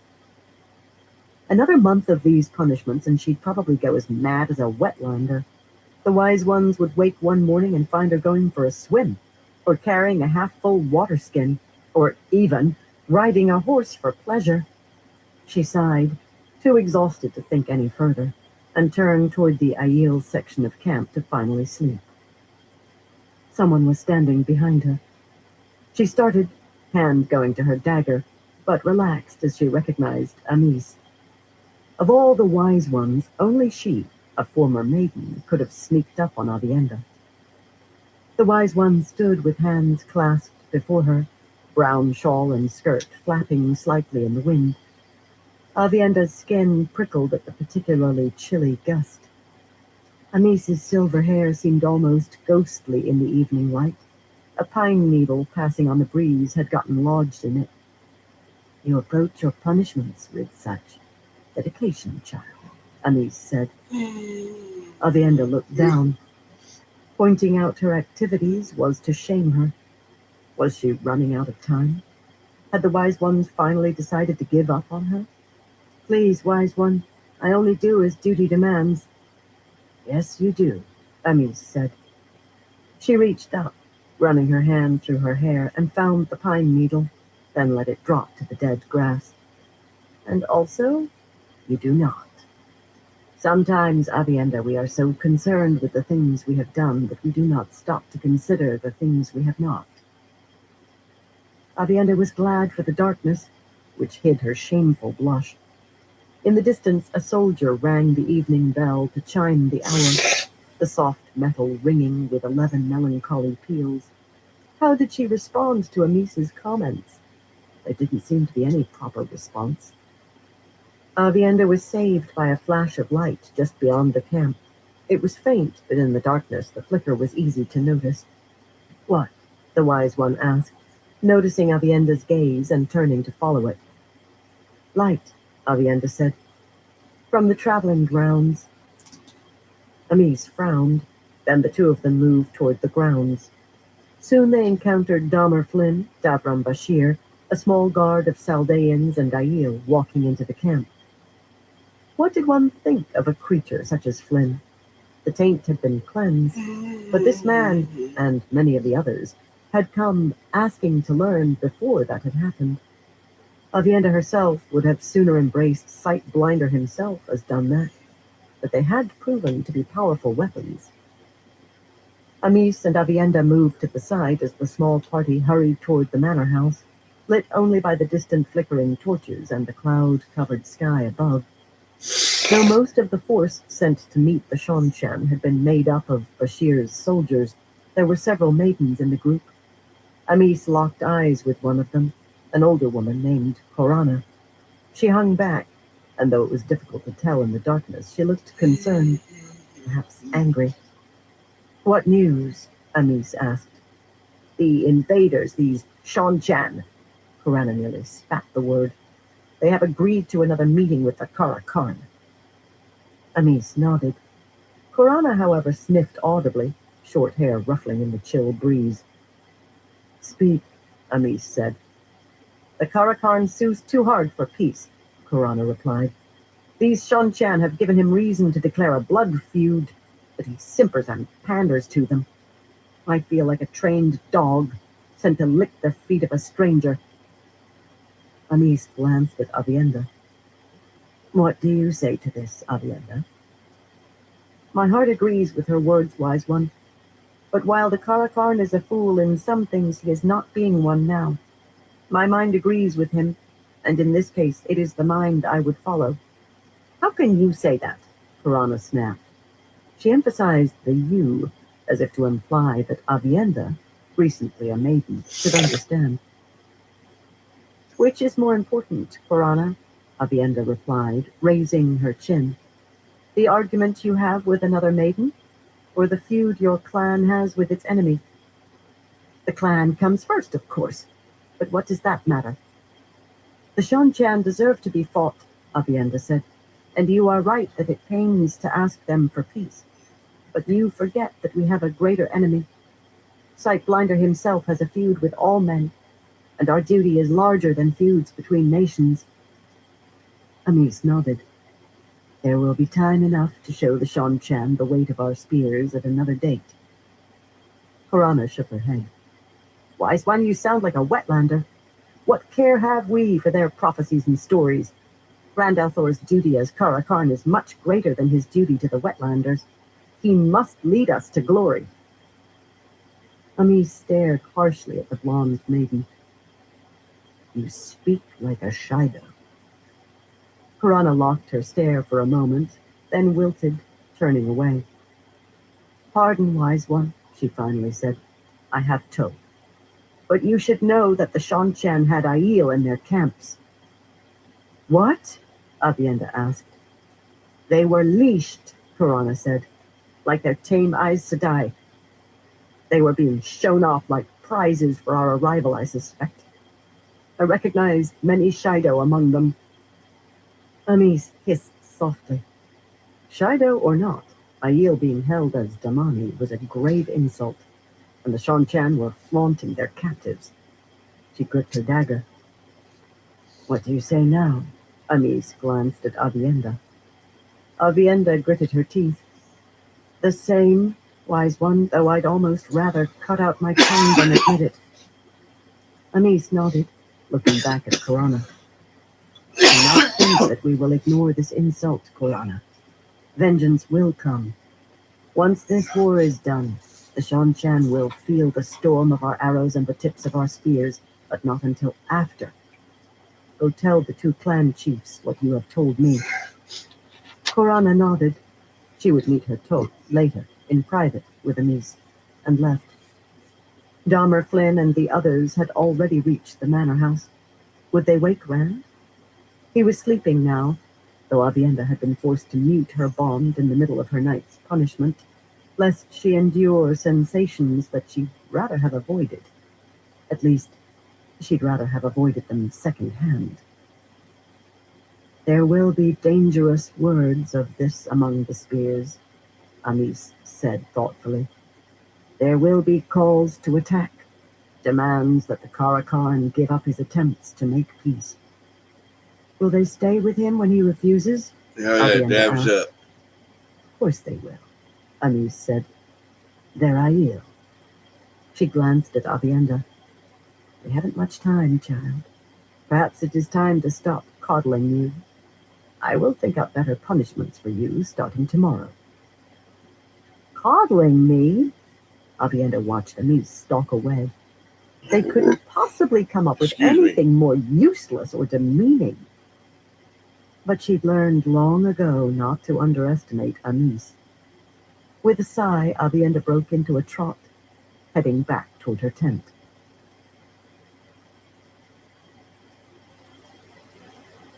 Chapter 16. In the White Tower. I'm curious to hear the novice speak. Tell me, Egwene Alvear, how would you have handled the situation? Egwene looked up from the bowl of shells, two-legged steel nutcracker in one hand, a bulbous walnut in the other. It was the first time any of the Aes Sedai present had addressed her. She had begun to think that attending the Three Whites would turn out to be another waste of time. The afternoon's location was a small inset balcony on the third level of the White Tower. Sitters could demand rooms with not only full windows, but balconies as well, something that was uncommon, though not unheard of, for regular sisters. This one was shaped like a small turret, with a sturdy stone wall running around the rim in a curve, a similar stone hanging from the outcropping above. There was generous space between the two, and the view was quite beautiful, eastward across the rising hills that eventually climbed to Kinslayer's dagger. The dagger itself might have been distantly visible on a clear day. A cool breeze blew across the balcony, and this high up it was fresh and unsullied by the stink of the city below. A sinuous pair of stickle sharps, with their three-pronged leaves and clinging vines, grew on each side of the balcony, their creeping tendrils covering the inside of the stonework and making it look almost like a deep forest ruin. The plants were more ornamentation than Egwene would have expected in the quarters of a white, but Farana was reported to be a shade on the vain side. She probably liked it that her balcony was so distinctive, even if protocol required her to keep the vines pruned so as not to mar the gleaming profile of the tower itself. The Three Whites sat in wicker chairs at a low table. Egwene sat before them on a wicker stool, back to the open air, denied the view as she cracked nuts for the others. Any number of servants or kitchen workers could have done the work, but this was the sort of thing that sisters found to fill the time of novices, whom they thought might be lounging about too much. Egwene had thought that cracking the walnuts was just a pretense. After being ignored for the better part of an hour, she'd begun to wonder, but all three were looking at her now. She shouldn't have doubted her instincts. Farana had the coppery skin of a Damani and a temperament to match. Odd for a white. She was short, with an apple-shaped face and dark, lustrous hair. Her auburn dress was filmy but decent, with a wide white sash at the waist to match her shawl, which she was currently wearing. The dress didn't lack for embroidery, and the fabric did seem an indication, perhaps intentional, of her Damani heritage. The other two, Miyasi and Tassan, both wore white, as if they feared that dresses of any other colors were a betrayal of their Aja. That notion was becoming more and more common among all of the Aes Sedai. Tassan was a Tarabonner, with her dark hair in beaded braids. The beads were white and gold, and they framed a narrow face that looked as if it had been pinched at top and bottom and pulled. She always looked worried about something, though perhaps that was just the times. Light knew they all had a great deal to worry over. Miyasi was more calm, her head topped by iron-gray hair in a bun. Her Aes Sedai face betrayed none of the many years that she must have seen for her hair to silver so fully. She was tall and plump, and she preferred her walnuts shelled very particularly. No fragments or broken pieces of nut for her, only full halves. Egwene carefully pried one from the shell she had cracked, then handed it over. The small brown lump was wrinkled and ridged, like the brain of a tiny animal. "What was it you asked, Farana?" Egwene asked, cracking another walnut and discarding the shell in a pail at her feet. The white barely frowned at Egwene's improper response. They were all growing accustomed to the fact that this novice seldom acted her presumed station.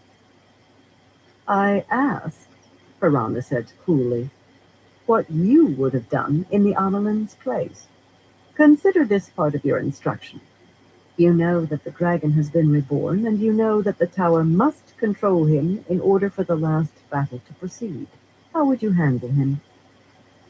A curious question. It didn't sound much like instruction. But Farana's tone didn't make it sound like an offer to complain about Elida, either. There was too much contempt for Egwene in that voice. The other two whites remained quiet. Farana was a sitter, and they deferred to her. "She's heard how often I mention Elida's failure with Rand," Egwene thought, looking into Farana's steely black eyes. "So, a test, is it? This would have to be handled very carefully." Egwene reached for another walnut. "First, I would send a group of sisters to his home village." Farana raised an eyebrow. "To intimidate his family?" "Of course not," Egwene said. "To interrogate them. Who is this dragon reborn? Is he a man of temper? A man of passions? Or is he a calm man, careful and cautious? Was he the type to spend time alone in the fields? Or did he make quick friends of the other youths? Would you be more likely to find him in a tavern or a workshop?" "But you already know him," Tassan piped in.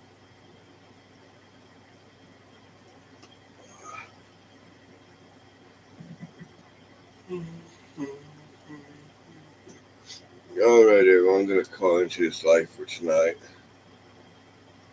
I want to thank everyone for stopping by, everyone who keeps stopping by. I appreciate all y'all's support. And until next time, everyone, y'all stay safe.